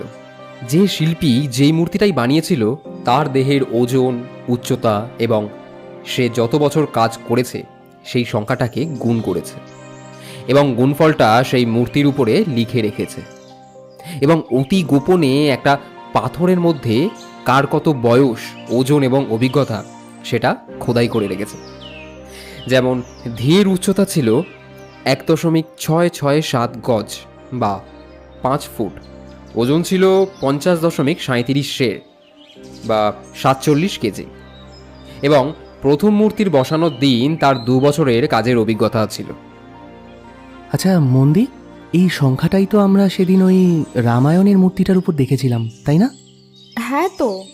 তবে এই ব্যাপারে আরও একটা কথা বলি, অভিজ্ঞতা, ওজন এবং ধিয়ের মতো কিশোর শিল্পীদের উচ্চতাও কিন্তু পরিবর্তনশীল। তাই আমার মনে হয়েছে শিল্পীরা প্রথম যেদিন মূর্তি বসাবে সেই দিনের ওজন, উচ্চতা ও অভিজ্ঞতায় শিল্পীর পরিচয় হিসাবে ধরা হয়েছে। কাল ওই মন্দিরের নিচের ঘর থেকে যে পুঁথিগুলো পেয়েছিলাম তাতেই এগুলো লেখা ছিল। তার সাথে আরও একটা কাহিনী আমি জানতে পারি। এতক্ষণ পরে শিবমের বাবা বলেন, বাবা, আরও কাহিনী! উফ! এবার ভারতী দেবী মুখ খোলেন, বলেন, হ্যাঁ, আর একটা করুণ কাহিনীও আছে। সেই সময় রাজার প্রধান স্থপতি ছিলেন যাদব নামের কোনো এক স্থপতি। মন্দির নির্মাণের কাজ তাকে না দিয়ে ধীরের মতো নেহাতি একটা বালকের হাতে দেওয়ার সে খুবই অসন্তুষ্ট হয়। কিন্তু রাজার উপরে কথা বলা যায় না, তাই সে ধীকে হিংসা করা শুরু করলো।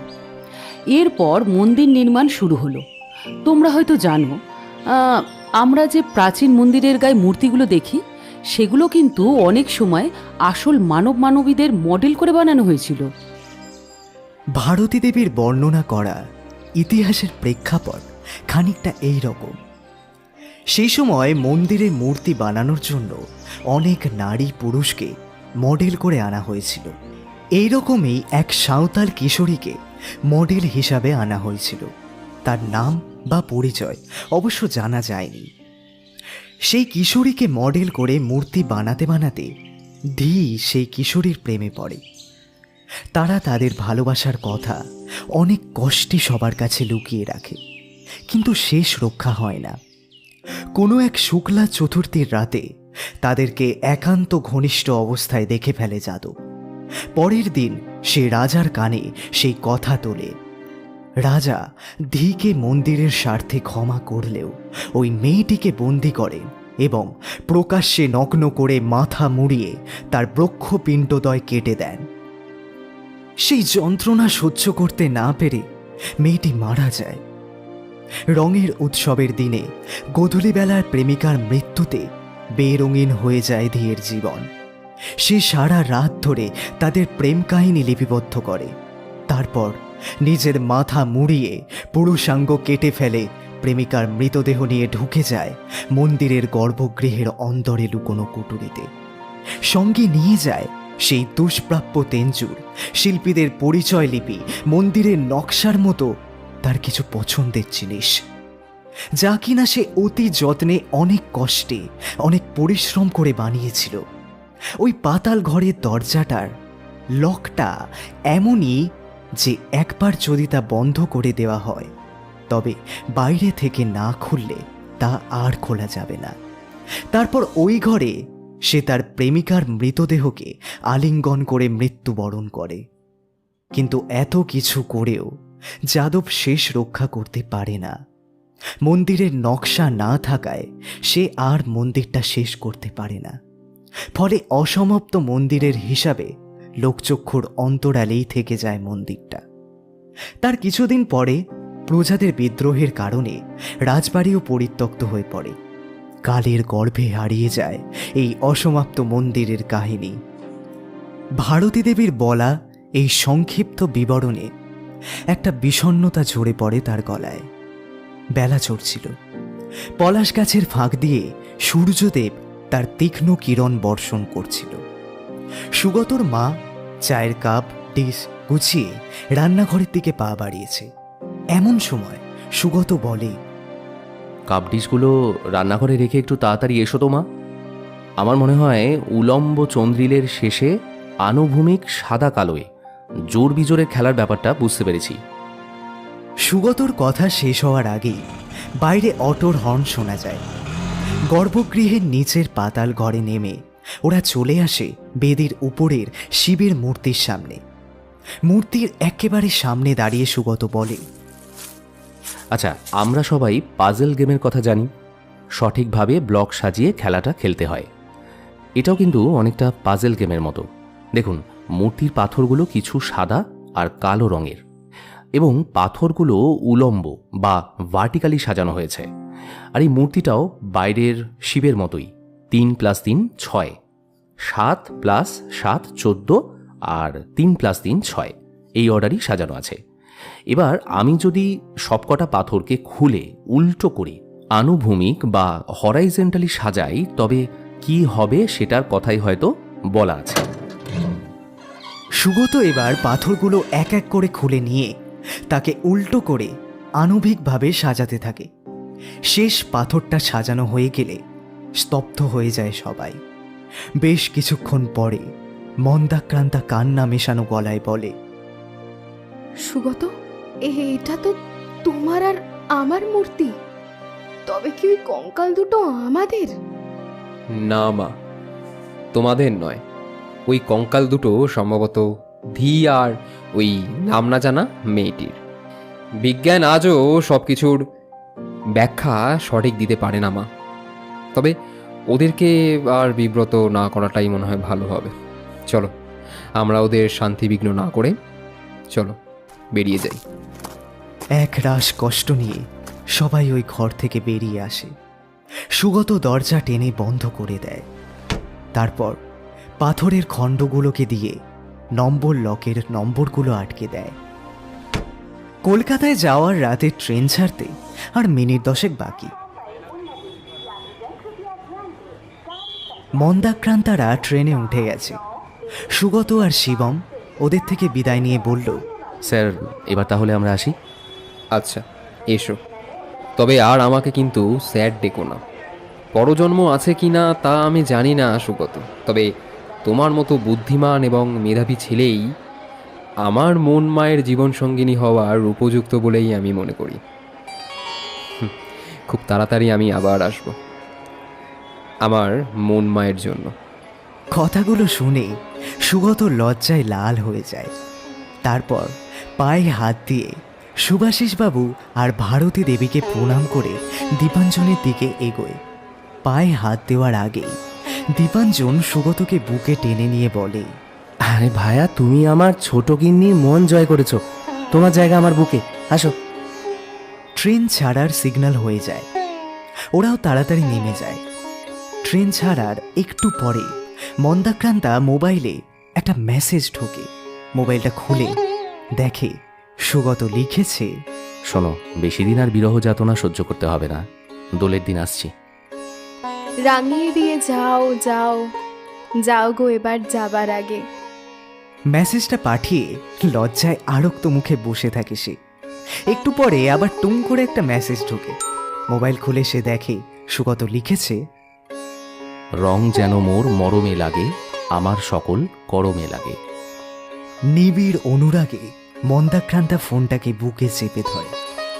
অন্ধকারে ভূতের মতো দাঁড়িয়ে থাকা পলাশ গাছগুলোকে পিছনে রেখে ট্রেন গতি বাড়িয়ে এগিয়ে যায় কলকাতার দিকে।